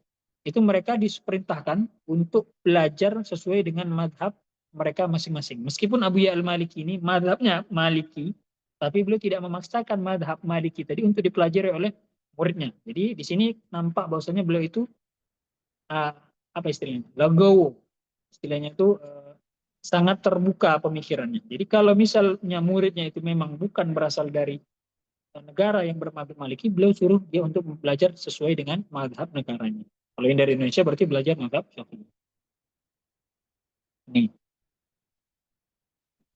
Yang beliau cantumkan di sini dalam pengamalan hadis-hadis dhaif, kata Imam Ibnu Rajab Al-Hambali dari madhab Hambali, jumhur ulama mendoifkan hadis-hadis tentang nisfu Sya'ban. Jumhur ulama itu mendoifkan. Jadi hadis-hadis tentang nisfu Sya'ban itu rata-rata doif. Jumhur ulama. Dan Ibnu Hibban mensahihkan sebagiannya. Tapi ada salah satu ulama, masih ulama hadis, yang bisa kita pegang pendapatnya, yaitu Ibnu Hibban. Beliau mensahihkan sebagiannya. Jadi kalau ada yang mengatakan hadis-hadis dhaif, iya benar. Jumhur ulama mengatakan seperti itu. Tapi masih ada pendapat dari Ibnu Hibban, dan pendapat ini tidak boleh kita abaikan. Karena beliau juga termasuk salah satu ahli hadis. Kemudian Ibnu Hajar Al-Haytami, ini salah satu ulama fikih dalam mazhab Syafi'i, dalam kitab Ad-Durul Mambud berkata, para ulama hadis dan fuqaha sepakat, para ulama hadis dan fuqaha sepakat boleh mengamalkan hadis dhaif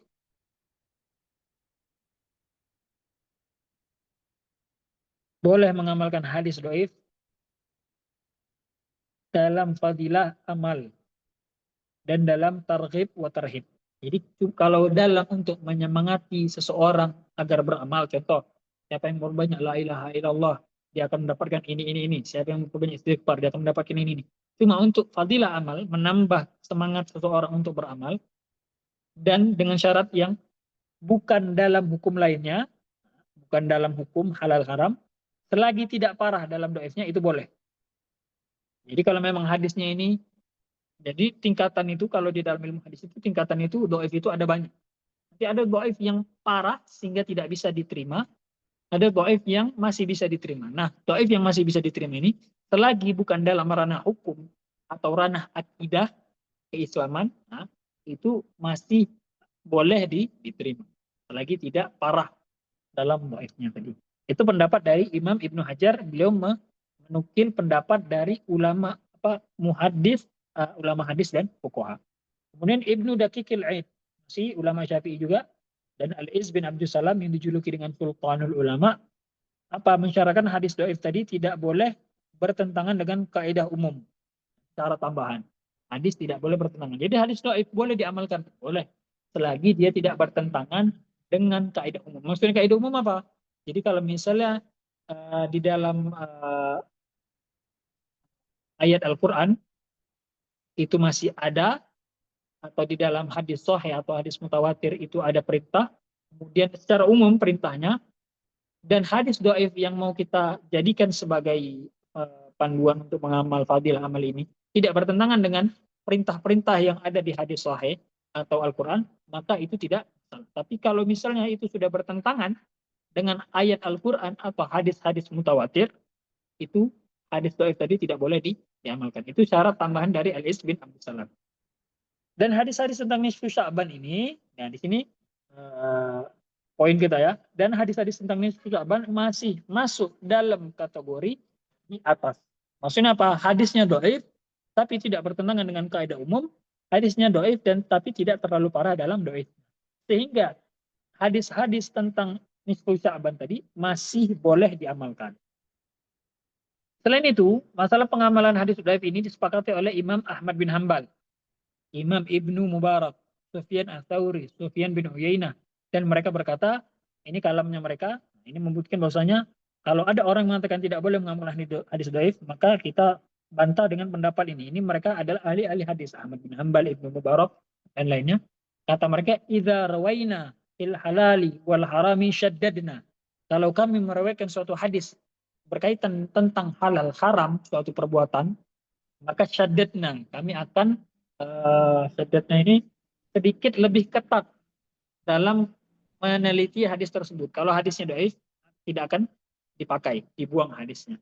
Tapi wa idza rawaina fil fadail, kalau hadis tadi berkaitan dengan fadail, motivasi untuk mengamalkan suatu perbuatan, tasahalna, maka kami akan menggampangkan saja karena berkaitan dengan fadail. Jadi bisa teman-teman perhatikan, kalau berkaitan dengan hukum, fikih, atau ranah akidah, itu kita harus selektif. Kita harus pilih hadis-hadis yang paling kuat, yang sahih, kalau bisa yang mutawatir. Tapi kalau dalam fadhail amal, salah satu contohnya dalam nisfu Sya'ban, masih boleh kita pakai hadis-hadis yang dhaif. Selagi yang syarat yang dua yang disebutkan tadi tidak bertentangan dengan kaidah umum, maksudnya tidak bertentangan dengan Al-Quran dan hadis yang sahih, dan juga tidak parah dhaifnya. Oke. Salah satu imam yang menolak. Nah, di sini Abu Maliki juga menyebutkan ada imam yang menolak dalam pengamalan hadis dhaif. Salah satu imam yang menolak pengamalan hadis dhaif tadi secara mutlak itu adalah Ibnu Arabi. Ini saya kasih ya.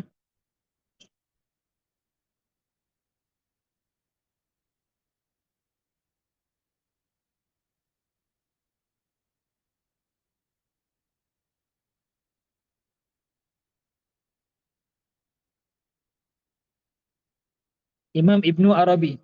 Ibnu Arabi yang disebut sini bukan Ibnu Arabi yang sufi itu ya. Ini Ibnu Arabi yang memang ahli fikih dalam mazhab Maliki. Jadi bisa kita lihat di sini bagaimana Sayyid Muhammad Abu al-Maliki itu beliau fair. Beliau fair, jadi di dalam masalah ketika beliau mengemukakan pendapat, suatu permasalahan, beliau kemukakan orang yang pro dan orang yang kontra. Jadi bukan orang yang sangat ta'assub atau fanatik, sehingga beliau menyembunyikan pendapat lain. Beliau sangat fair. Bahkan di sini Ibnu Arabi ini al-Maliki. Mazhabnya adalah Maliki, sama dengan Abu al-Maliki. Seharusnya beliau bisa saja untuk fanatik terhadap mazhab beliau sendiri. Cuma ini salah satu pendapat dari mazhab Maliki, yaitu Ibnu Arabi. Kata beliau, tidak boleh mengamalkan hadis dhaif. Kenapa? Karena fadilah-fadilah itu didapat dari syariat. Fadilah-fadilah itu didapat dari syariat. Sedangkan mengkukuhkan suatu fadilah dengan hadis dhaif itu adalah membuat suatu ibadah baru. Jadi seakan-akan kita misalnya ada hadis fadilah dari sedekah begini-begini. Kita kukuhkan hadis dhaif tadi. Uh, Sedekah begini-begini dapat pahala begini-begini.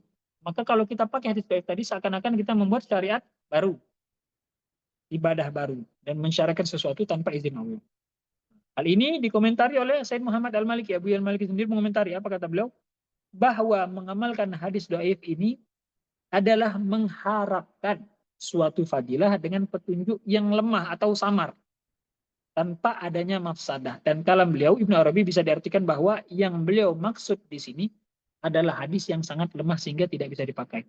Jadi Abu Maliki di sini mentakwil. Bahwasanya yang dimaksud dengan Ibnu Arabi itu mungkin adalah hadis yang dhaif, yang parah sehingga tidak bisa diamalkan. Kenapa?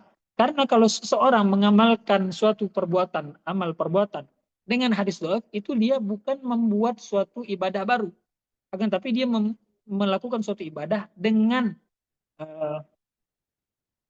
ada petunjuk yang samar. Kenapa? Karena masih ada hadis dhaif. Nah, disinilah kadang-kadang teman-teman kita dari kalangan salafi itu lupa bahwasanya hadis Nabi itu tidak semua sahih, tidak semua hasan. Ada hadis dhaif. Dan hadis dhaif ini harus kita perlakukan dia juga sebagai hadis selagi dia tidak parah dalam dhaifnya. Seperti hadis-hadis nisfu Sya'ban ini, kita harus akui dia sebagai hadis. Tidak boleh kita buang, kita anggap dia bukan hadis. Beda permasalahannya kalau dengan hadis mungkar atau hadis maudhu ya. Hadis maudhu itu hadis yang dibuat-buat. Nabi tidak pernah berucap, orang yang membuat kemudian mengatasnamakan Nabi. Nah, itu memang harus dibuang, tidak boleh dipakai, bahkan haram untuk disebarkan kepada orang awam. Tapi hadis dhaif itu tidak boleh dibuang seperti hadis maudhu. Jadi dalam hadis dhaif itu masih boleh diamalkan. Nah, di sini Abu Maliki mengomentari perkataan Ibnu Arabi tadi. Ketika seseorang mengamalkan fadilah amal dengan hadis dhaif, itu bukan membuat ibadah baru, tetapi dia mengerjakan suatu ibadah dengan petunjuk yang masih samar-samar dari hadis dhaif tadi. Karena kemungkinan kalau kita presentasikan ya kemungkinan 10% atau 20% hadis dhaif itu adalah hadis Nabi. Bukan yang mengada-ngada, bukan dibuat-buat. Dari sini bisa kita simpulkan bahwasanya semua ahli ilmu itu sepakat boleh pengamalan hadis dhaif. Jadi teman-teman harus paham di sini terjadi kesepakatan ya bahwasanya tidak ada ulama yang mengingkari pemakaian hadis dhaif. Adapun Ibnu Arabi tadi sudah dikomentari oleh Abu Ya Al-Maliki. Kemudian i'tina ussalaf bilailatin nisf. Bagaimana salaf? Salaf ini adalah orang-orang ulama-ulama terdahulu. I'tina perhatian. Bagaimana perhatian para salaf bilailatin nisf min Sya'ban, dengan malam nisfu Sya'ban. Nah, di sini Ibnu Rajab Al-Hambali mengatakan, menceritakan bagaimana perhatian orang-orang salaf ketika datang malam nisfu Sya'ban, apa yang mereka kerjakan? Kata mereka, para tabi'in dari Syam seperti Khalid bin Ma'dan, Makhul, Luqman bin Amir, mereka mengagungkan malam nisfu Sya'ban dan memperbanyak ibadah pada malam itu. Nah, jadi mereka memperbanyak ibadah pada malam itu. Adapun ulama yang mengingkari adalah ulama Hijaz. Ada juga ulama yang mengingkari pengamalan dari malam nisfu Sya'ban seperti Atha Ibnu Mulaika. Dan ini adalah pendapat ulama mazhab Imam Malik. Dan mereka mengatakan itu bid'ah. Oke. Nah, mereka mengatakan itu bid'ah ya. Maksudnya bid'ah tapi tidak mengharamkan. Karena bid'ah itu kan nanti terbagi menjadi beberapa banyak. Itu mazhab Maliki. Kemudian kita lihat di sini. Abu Ya Maliki mengomentari. Abu Ya Maliki ini mazhabnya kan Maliki. Beliau sendiri mengomentari mazhab beliau sendiri. Kata beliau, kami tidak mengingkari orang yang berpendapat bahwa berkumpul itu bid'ah. Oke. Beliau tidak mengingkari orang yang berpendapat itu bid'ah. Kenapa? Ini merupakan pendapatnya hasil dari ijtihad dan penelitiannya. Akan tetapi yang menjadi masalah adalah ketika beberapa orang menutupi pendapat lain dan menyebutkan pendapat mereka saja. Sehingga orang awam menyangka hanya ada satu pendapat saja pada masalah ini dan lainnya adalah batil. Nah, di sini beliau sedikit menyindir uh, saudara-saudara kita dari kaum Salafi Wahabi. Kenapa? Ketika mereka menyampaikan suatu fatwa, mereka menfatwakan suatu permasalahan, itu mereka cenderung satu pendapat mereka sebutkan yang mereka anggap itu benar, satu pendapat. Kemudian mereka menutupi pendapat lain. Nah, ini termasuk dari khianat ilmiah. Kenapa? Karena menutupi pendapat lain sehingga orang-orang awam menyangka ya sudah yang benar hanya satu pendapat. Nah, di sini Abu Yamaliki mengtarik.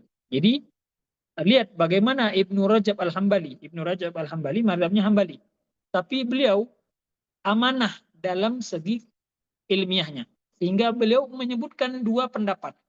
Yang pertama beliau sebutkan yang mengamalkan, yang kedua beliau sebutkan tidak mengamalkan. Lihat bagaimana Ibnu Rajab Al-Hambali itu sangat-sangat amanah dalam keilmuannya. Dia tidak menutupi pendapat apapun. Dia sampaikan dua-duanya. Padahal beliau hanya mengamalkan salah satunya. Kalau nggak salah, beliau mengamalkan pendapat yang pertama. Nah, kemudian ini kata Abu Yamaliki, tulisan berbahasa Arab bisa dilihat. Wa aqulu lahum. Aku akan mengatakan kepada mereka, kata Abu Yamaliki, ijtahidu kama syi'tum. Beristihadlah, berusahalah melakukan penelitian kama syi'tum sebagaimana kalian sebagaimana yang kalian inginkan. Wa ayyidu ma syi'tum. Kemudian kuatkanlah pro terhadap pendapat seperti yang kalian sukai. Wa qulu ma syi'tum. Kemudian berkatalah yang wa qulu ma syi'tum, berkatalah sesuka kalian. Ba'da bayanil khilaf al-warid fil masalah. Tapi setelah menyebutkan khilaf perbedaan pendapat yang ada pada permasalahan tadi. Wa itsbatu wa itsbati ma jaa kama jaa mahma kana hadzal khilaf walau kana mukhalifan li aqwalikum tsumma ayyidu ma syi'tum wa ruddu ma syi'tum. Jadi kemudian kalian paparkan pendapat sebagaimana semestinya, yang pro kalian sebutkan, yang kontra kalian sebutkan, kemudian kalian jelaskan khilaf tadi, meskipun yang khilaf tadi itu tidak sesuai dengan pendapat kalian. Nah, kemudian setelah itu terserah ayyidu ma syi'tum wa ruddu ma syi'tum. Kalian boleh mengkuatkan pendapat yang kalian pilih, kalian boleh menolak pendapat yang kalian tidak setuju. Jadi ini Abu Yamaliki di sini mengajarkan kita, khususnya para dai, ustadz atau ulama, supaya tetap menjaga amanah ilmiah. Nah, tidak menutupi pendapat lain jika itu bertentangan dengan pendapatnya.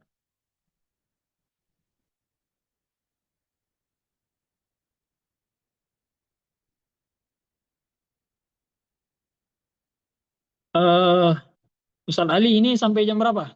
Kalau nggak salah 1,5 jam. Ini udah hampir 1,5 jam. Masih boleh lanjut? Boleh, sampai kelar saat. Sampai kelarin aja Aman. materinya. Nah, soalnya generasi TikTok kan biasanya fokusnya cuma 30 detik pertama. Gak apa-apa saat, insya Allah berkah. Lanjutin, lanjut. Oke. Kemudian di sini beliau masuk kepada ma'nal qauli bil bid'ah fi hadzal bab. Apa makna bid'ah di dalam bab? Tadi kan disebutkan oleh Ibnu Arabi Al-Maliki. Bukan Ibnu Arabi. Atha dan Ibnu Mulaika dari pendapat mazhab Maliki ya. Mereka mengatakan itu bid'ah. Bid'ah yang mereka sebutkan itu apa? Di sini beliau menjelaskan makna bid'ah secara gamblang ya. Pertama, al-bid'atu tutlaqu fi syar'i ala ma qabala sunnata fatakunu sayyi'atan madmumatan wa indal itlaqi tansarifu ilaiha. Bid'ah itu dipakai untuk dalam syariat ya, sesuatu yang bertentangan dengan sunnah Nabi. Jadi Nabi mengerjakan ini, ketika kita melakukan yang bertentangan atau sebaliknya, itu disebut dengan bid'ah. Fatakunu sayyi'atan madmumah. Biasanya bid'ah itu konteksnya itu sayyi'ah madmumah, tercela, jelek konteksnya. Wa'indal itlaq tansarifu 'alaiha. Dan ketika disebutkan bid'ah itu biasanya yang dimaksud adalah itu tadi yang bertentangan dengan sunnah. Tapi waktu telaku ada pendapat yang lain. Waktu telaku ala mastuhditha ba'da ahdin nubuwah. Tapi bisa juga digunakan untuk mastuhditha, sesuatu yang dibuat, sesuatu yang baru ba'da ahdin nubuwah, setelah masa kenabian. Tak pernah dibuat nabi, kemudian setelah nabi wafat dibuat oleh orang setelahnya. Itu bisa juga disebut bid'ah. Wandaraja tahta aslin am. Akan tapi yang dibuat tadi itu masih dalam kaidah umum. Maksudnya apa? Tidak bertentangan dengan Al-Quran, tidak bertentangan dengan sunnah Nabi yang mutawatir atau yang sahih. Aslin am mustahsan, yang baik ya syar'an, fatakunu hasanatan mamduha, mamduha. Maka yang ini juga bisa disebut bid'ah, tapi bid'ah mamduha atau bid'ah hasanah. Jadi di sini Abu Maliki mengatakan bid'ah itu bisa terbagi dua. Yang pertama bid'ah sayyi'ah madhumah, yang kedua bid'ah hasanah mamduha. Kemudian beliau menukil kalam Imam Ghazali. Nah, ini kata Imam Ghazali, laisa kullu ma ba'da rasuli manhiyan anhu. Tidak semua yang ada setelah zaman Nabi, perkara yang baru yang dibuat setelah zaman Nabi, manhiyan anhu, itu dilarang, maksudnya haram. Balil manhiyu anhu bid'atun tubaddu sunnatat tabitata. Akan tapi yang dilarang adalah bid'ah yang bertentangan dengan sunnah yang jelas-jelas ada riwayatnya. Wa tarfa'u amran minasyar'i, yang kemudian menghilangkan perintah dari syara' ma'a baqa illati, padahal masih ada illat untuk perintah tadi. Balil ibtida'u qad yajib. Nah, di sini Imam Ghazali menegaskan, bahkan ibtida' yang namanya bid'ah qad yajibu, itu kadang-kadang bisa menjadi wajib fi ba'dil ahwal, di beberapa keadaan, idza taghayyaratil asbab, dengan beberapa sebab. Oke. Saya sebutkan salah satu contohnya. Jadi kalau misalnya teman-teman kita dari Salafi itu mengatakan bid'ah itu kullu bid'atin dhalalah, semua bid'ah itu sesat, maka itu bisa kita bantah dengan pendapat ini. Yaitu bid'ah itu kadang-kadang bisa wajib jika berubah sebabnya. Ada nggak contohnya? Ada. Pernah dilakukan oleh Khalifah Khulafaur Rasyidin, Khalifah yang empat. Empat-empatnya pernah melakukan bid'ah yang tidak pernah dilakukan oleh Nabi Muhammad SAW. Bid'ah yang dilakukan oleh Sayyidina Abu Bakar itu adalah mengumpulkan Al-Quran dalam satu mushaf. Nah, kita sama-sama tahu bahwasanya di zaman Nabi itu tidak ada mushaf dikumpulkan dalam tidak ada ayat-ayat Al-Quran dikumpulkan dalam satu mushaf seperti mushaf yang kita punya di zaman sekarang. Itu di zaman Nabi itu tersebar. Ada yang tertulis di tulang unta, ada di batu, ada di yang lain sebagainya. Kemudian di zaman Sayyidina Abu Bakar Siddiq, ketika perang Yamamah, kalau nggak salah, perang Yamamah, banyak dari penghafal Al-Quran itu mati terbunuh. Sehingga Sayyidina Umar bin Khattab itu gelisah. Kalau misalnya ini diteruskan, sedangkan Al-Quran belum dibukukan dalam satu buku, beliau takut akan hilang Al-Quran ini. Karena apa? Karena Al-Quran tersebar tidak satu, kemudian orang-orang yang hafal Al-Quran, yang tahu betul Al-Quran itu dari Al-Fatihah sampai An-Nas, itu mulai banyak yang gugur di medan perang. Maka ini bisa berbahaya untuk ke depannya. Nah, ini sesuatu yang bid'ah. Ketika Sayyidina Umar bin Khattab datang ke Sayyidina Abu Bakar mengemukakan pendapat, karena Sayyidina Abu Bakar khalifah, itu Sayyidina Abu Bakar takut. Jadi takut untuk melakukan bid'ah ini sudah terjadi dari zaman para sahabat. Beliau nggak berani. Kata beliau, apakah engkau menyuruhku melakukan sesuatu yang tidak pernah dilakukan Nabi? Akan tapi Sayyidina Umar terus ulang, minta terus, sampai hatta yansyari hasadri. Dari hadis begitu. Sampai hatiku menjadi lapang, kata Sayyidina Abu Bakar. Kemudian Sayyidina Abu Bakar dan Sayyidina Umar sepakat untuk mengumpulkan Al-Quran dalam satu mushaf. Akan tapi mereka berdua ini bukan tidak berani. Kenapa? Karena ada yang sahabat yang lebih ahli dalam Al-Quran. Kalau nggak salah itu sahabat Zaid bin Haritha atau Zaid bin Thabit. Saya kurang ingat ya siapa sahabat. Pokoknya sahabat ini yang dia salah satu kutabul wahyi, orang yang diberi tugas oleh Nabi untuk menulis wahyu. Jadi ketika wahyu turun, dia menulis. Wahyu turun, dia menulis. Kemudian dikumpulkanlah, diperintahkanlah kepada sahabat tadi. Sahabat tadi juga menolak hal yang sama. Ketika diperintahkan seperti itu, dia mengatakan, apakah kalian menyuruhku melakukan sesuatu yang tidak pernah dibuat Nabi? Jadi para sahabat itu. Kan tapi Sayyidina Umar dan Abu Bakar terus maksa, sampai hal yang sama terjadi. Hatta yansyariha sadri. Sampai hati beliau menjadi lapang, barulah beliau kemudian mau melakukan hal itu. Itu bid'ah, sehingga terkumpullah mushaf pada zaman Sayyidina Abu Bakar As-Siddiq.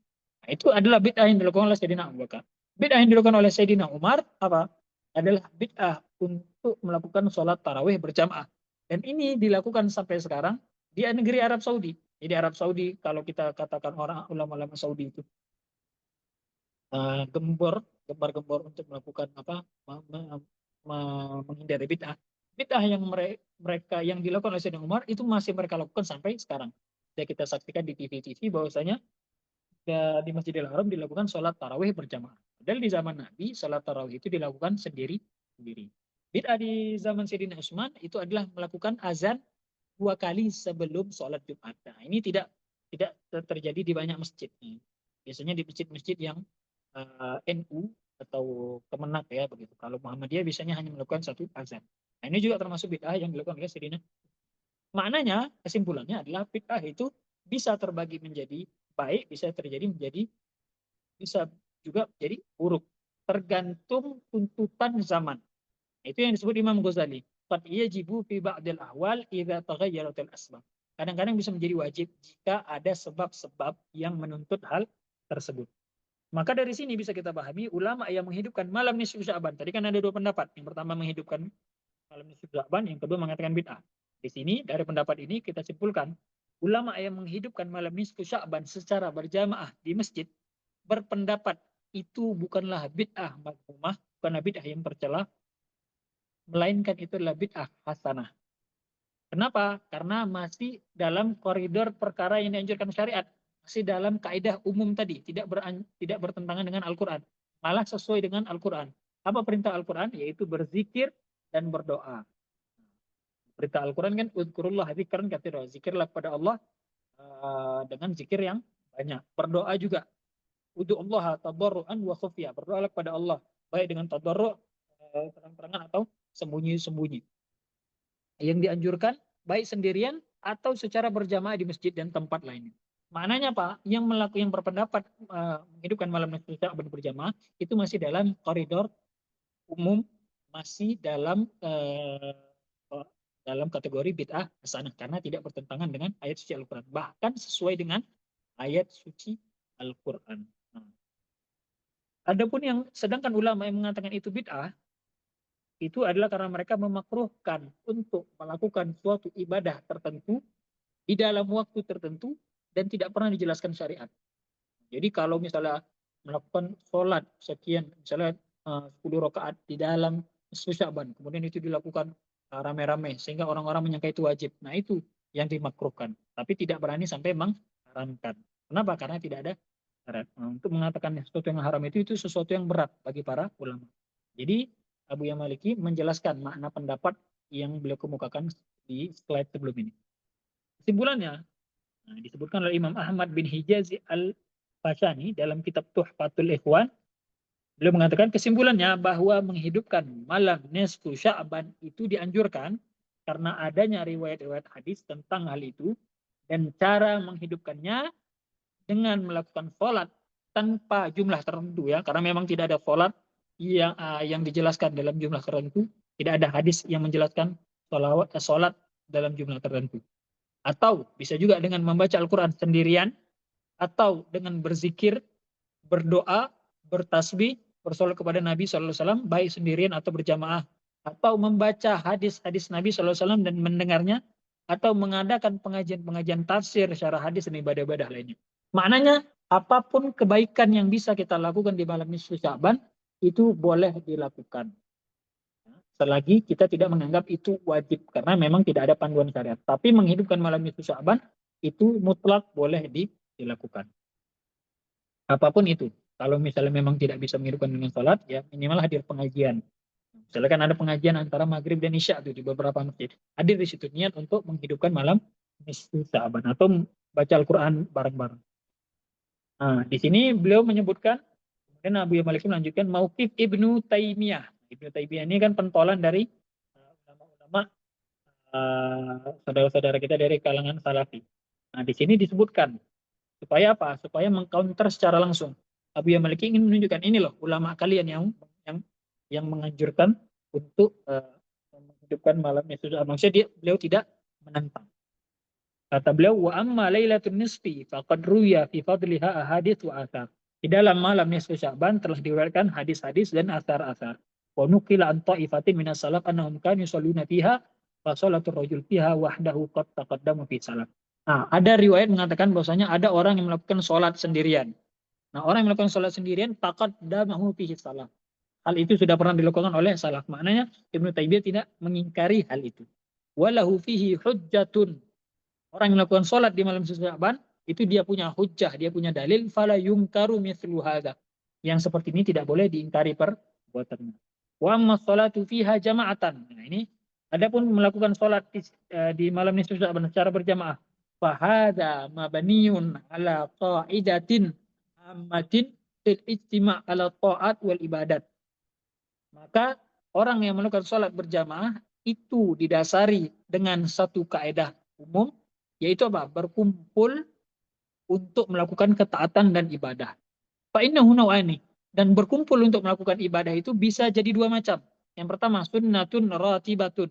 Dia bisa menjadi sunnah ratibah. Sunnah ini maksudnya ada tuntunan dari Nabi ya, ratibah yang memang dilakukan oleh Nabi. Imma wajib wa imma mustahab. Kadangkala yang dilakukan oleh Nabi itu berkumpul melakukan ketaatan dan ibadah tadi dalam bentuk wajib, ada yang dalam bentuk mustahab, sunnah. Seperti sholawat khams, sholawat 5 waktu, itu berjamaah, dilakukan oleh Nabi. Jum'ah, sholat Jum'at, dilakukan oleh Nabi. Idain, sholat Idul Fitri, Idul Adha. Sholat kusuf, sholat istisqa, sholat tarawih. Semua fahada sunnatun ratibatun yang bagi al-muhafadatu alaiha wal mudawam. Yang seperti ini harus selalu dijaga. Yang kedua, ada juga yang berkumpul dalam ketaatan dan ibadah, tapi malaysa bisunnah ratibah, tidak pernah dicontohkan oleh Nabi. Mithlu istima' li sholati tatawwu. Seperti berkumpul untuk sholat sunnah. Seperti apa? Qiyamul lail. Seperti sholat malam, qiyamul lail, tahajud misalnya, atau menghidupkan malam. Itu berkumpul secara berjamaah. Misalnya di 10 malam terakhir tuh kan sering kita saksikan orang-orang melakukan sholat tahajud tapi berjamaah. Au ala qiraati Quran, atau baca Quran berjamaah. Au dzikrillah, atau berzikir. Au doa, atau doa bersama. Fahada la ba'sa bihi. Bisa kita saksikan di sini Imam Ibnu Taimiyah tidak mengingkari. Fahada la ba'sa bihi. Ini tidak apa-apa, kata beliau. Idza lam yuttakhadh adatan ratibatan. Jika selama itu tidak dijadikan suatu kebiasaan yang menjadi apa ya, seakan-akan dianggap itu wajib oleh orang-orang awam. Ini Nabi SAW sholat tatawwu fi jama'ah ahyanan wa lam yudawim alaihi illa ma dzukir. Karena Nabi sendiri kadang-kadang sholat sunnah secara berjamaah, tapi beliau tidak mendawamkan hal itu, tidak melakukan secara kontinu. Jadi Ibnu Taimiyah sendiri tidak mengingkari orang yang menghidupkan malam nisfu Sya'ban, baik yang melakukan sholat sendiri atau yang melakukan sholat secara berjamaah.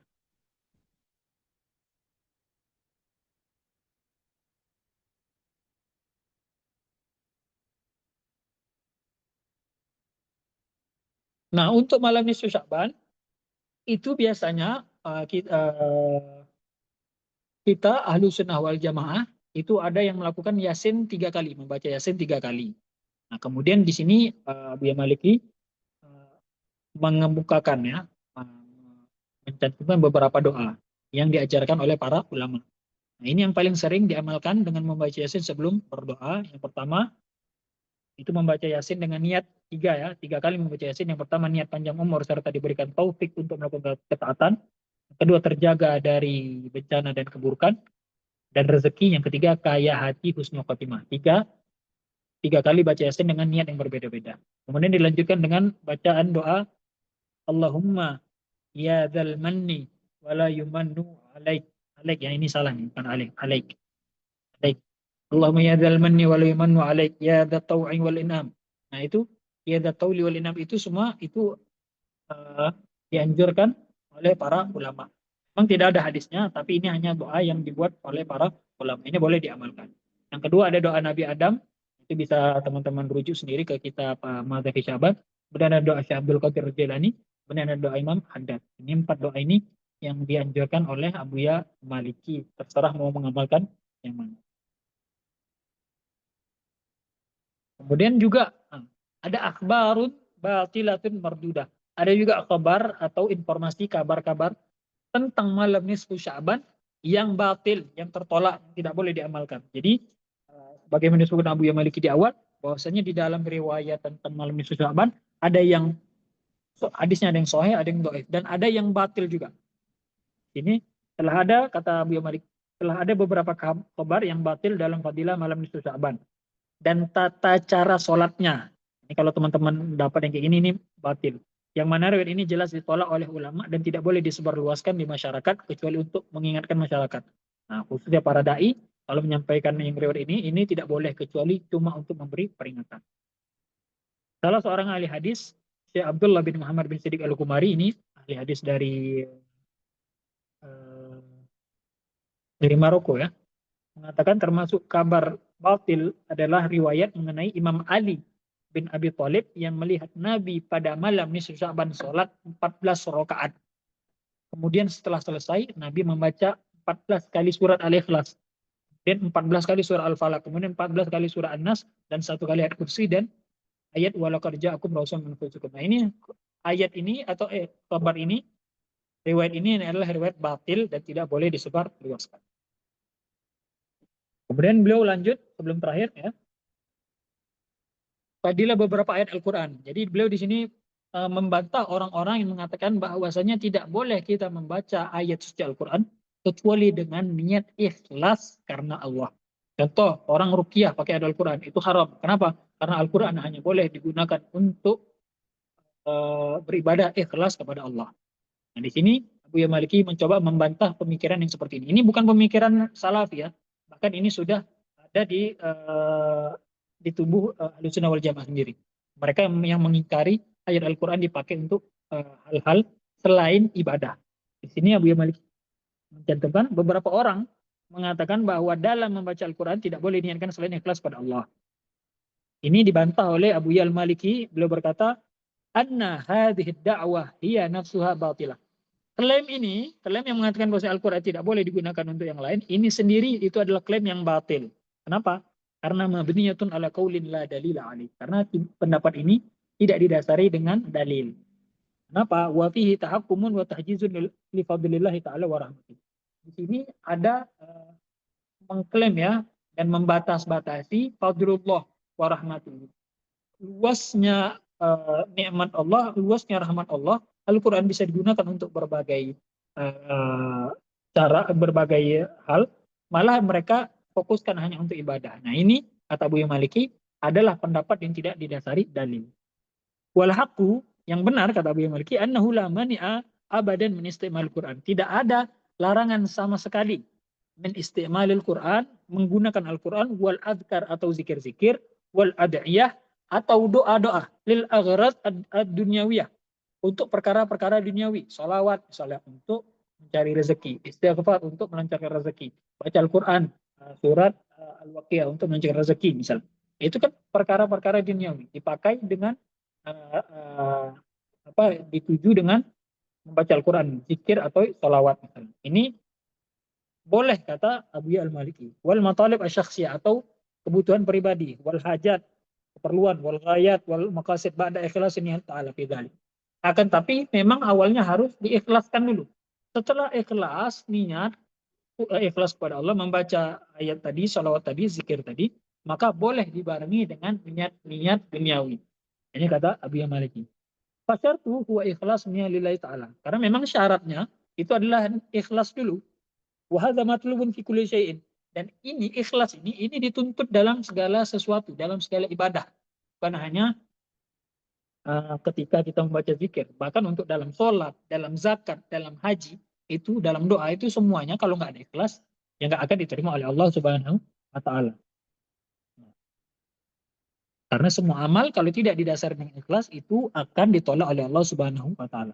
Kemudian dilanjutkan, tidak ada masalah pada hal itu karena Allah, nah di sini kata Abu Malik, karena Allah sangat suka jika dimintai oleh hambanya segala sesuatu. Bahkan jika itu garam untuk makan atau sendal yang putus. Saya pribadi pernah mendengar Habib Novel Ali Idrus ya Solo, itu beliau mengatakan ada riwayat Nabi Musa itu ketika bercakap-cakap dengan Allah wahyukan kepada Nabi Musa, wahai Musa, bahkan jika sendalmu putus, mintalah kepadaku. Ini menunjukkan bahwasanya Allah itu sangat senang untuk dimintai apapun dari hambanya. Nah, bahkan untuk jika dengan ibadah itu sendiri. Adapun membaca surat Yasin atau salawat sebelum meminta itu adalah termasuk dengan amal soleh. Nah, ini pembahasan tawasul dengan amal perbuatan sendiri. Dan tawasul dengan amal soleh ini sudah diriwayatkan oleh Nabi. Ada orang terjebak di gua.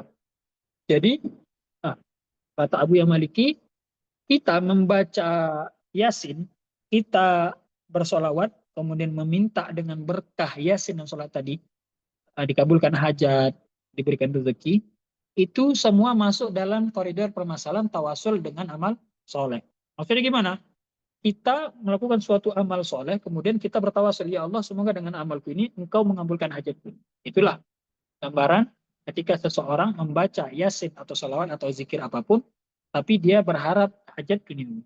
Dan ini tawasul dengan amal soleh ini boleh. Kenapa? Karena Nabi pernah meriwayatkan sebuah hadis menceritakan ada 3 orang yang terjebak di dalam gua, kemudian mereka tidak bisa keluar dari gua tersebut. Kemudian mereka satu persatu menyebutkan kebaikan mereka sehingga pintu gua tadi terbuka. Yang pertama, tentang baktinya kepada orang tuanya. Yang kedua, tentang bagaimana dia mengajak zina sepupunya yang dia cintai. Kemudian setelah hampir terjadi, setelah dia menolong sepupunya yang sedang kesusahan, dia malah menjauhi zina tadi. Kemudian yang ketiga adalah orang yang diberikan orang yang punya suatu usaha, kemudian pegawainya tidak mengambil gajinya, gajinya dipakai untuk usaha, kemudian tiba-tiba setelah beberapa tahun si pegawai tadi meminta gajinya. Dan dengan ikhlas orang ini memberikan semua hasil dari modalnya tadi kepada pegawai tadi. 3 orang ini bisa keluar, batu tadi, batu yang menutupi gua itu terbuka sedikit demi sedikit karena mereka menyebutkan amal soleh. Kalau tawasul dengan amal soleh itu sesuatu yang mungkar, maka tidak mungkin Nabi Muhammad SAW menyebutkan hadis ini. Jadi ini menunjukkan bahwasanya tawasul dengan amal soleh itu boleh. Contoh lain yang menjadi tawasul dengan amal soleh adalah, nah di sini disebutkan beberapa contohnya oleh Abu Maliki. Yang pertama, sholat istikharah. Kita sholat istikharah. Sholat istikharah itu apa? Sholat meminta petunjuk kepada Allah ketika menentukan pilihan. Sholat istikharah gimana? Kita sholat, kemudian meminta petunjuk kepada Allah. Kalau perkaranya duniawi, berarti kan kita di situ bertawassul dengan sebab sholat kita, semoga Allah memberikan pilihan terbaik. Itu adalah termasuk tawassul dengan amal sholat. Yang kedua, sholat hajat. Sholat untuk mengabulkan hajat. Nah, sholat hajat, sholat 2 rakaat, kemudian berdoa setelah sholat tadi. Itu juga termasuk tawassul dengan amal sholat. Yang ketiga, sholat dengan niat meminta ampun. Ini sholat tasbih. Sholat yang diajarkan Nabi kepada paman beliau, Abbas bin Abdul Muthalib. Sholat tasbih, yang mana di setiap rakaatnya itu membaca subhanallah walhamdulillah wala ilaha illallah Allahu akbar 75 kali, yang mana di totalnya 4 rakaat berarti 300 kali. Itu minimal kata Rasulullah dilakukan sekali seumur hidup. Ajarkan Rasulullah kepada Sayyidina Abbas bin Abdul Thalib. Yang keempat, sholat taubat. Sholat meminta ampun kepada Allah. Nah, semuanya ini adalah bentuk tawasul kepada Allah dengan melakukan amal perbuatan sendiri. Yang terakhir, beliau menutup dengan adzunubul lati tamna'ul maghfirah. Dosa-dosa yang bisa mencegah ampunan Allah turun pada malam nisfu Sya'ban ini. Ketika Allah membagi-bagikan ampunannya pada malam nisfu Sya'ban, ada dosa-dosa yang tidak akan diampuni oleh Allah, yaitu syirik, bunuh, berzina dengan istri tetangga, hasad dengan terhadap sesama muslim. Nah, khusus untuk berzina dengan istri tetangga ini agak lucu sebenarnya. Dosa berzina dengan istri tetangga. Kenapa kok sampai spesifik? Nah, berzina dengan istri tetangga ini dosa yang paling besar daripada zina biasa. Kenapa? Karena tetangga itu biasanya kan dia merasa aman dengan tetangganya. Tapi kok bisa tiba-tiba seseorang berzina dengan istri tetangganya, itu sudah dosa yang paling besar. Ini juga termasuk dosa-dosa yang menghalangi mendapat ampunan Allah Subhanahu wa taala. Ya. Jadi bukan berarti maknanya Allah tidak akan mengampuni, tidak. Selagi nyawanya masih ada, belum sampai ke tenggorokan, orang itu hendaknya taubatan nasuha, kemudian tetap meminta ampunan kepada Allah, tapi harus dengan penyesalan dan menjauhi dosa-dosa yang ini. Wallahu a'lam bishawab. Sekian yang bisa saya sampaikan. Kurang lebih mohon maaf, saya kembalikan kepada moderator Ali Yafi.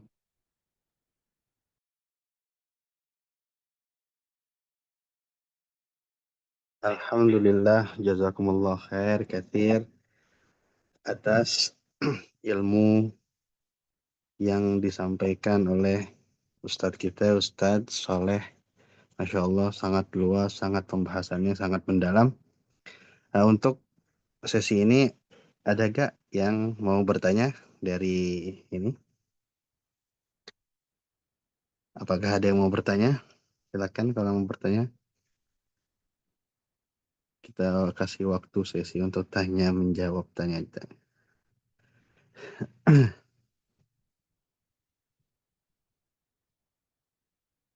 Ibu Yuli, ada yang mau ditanyain?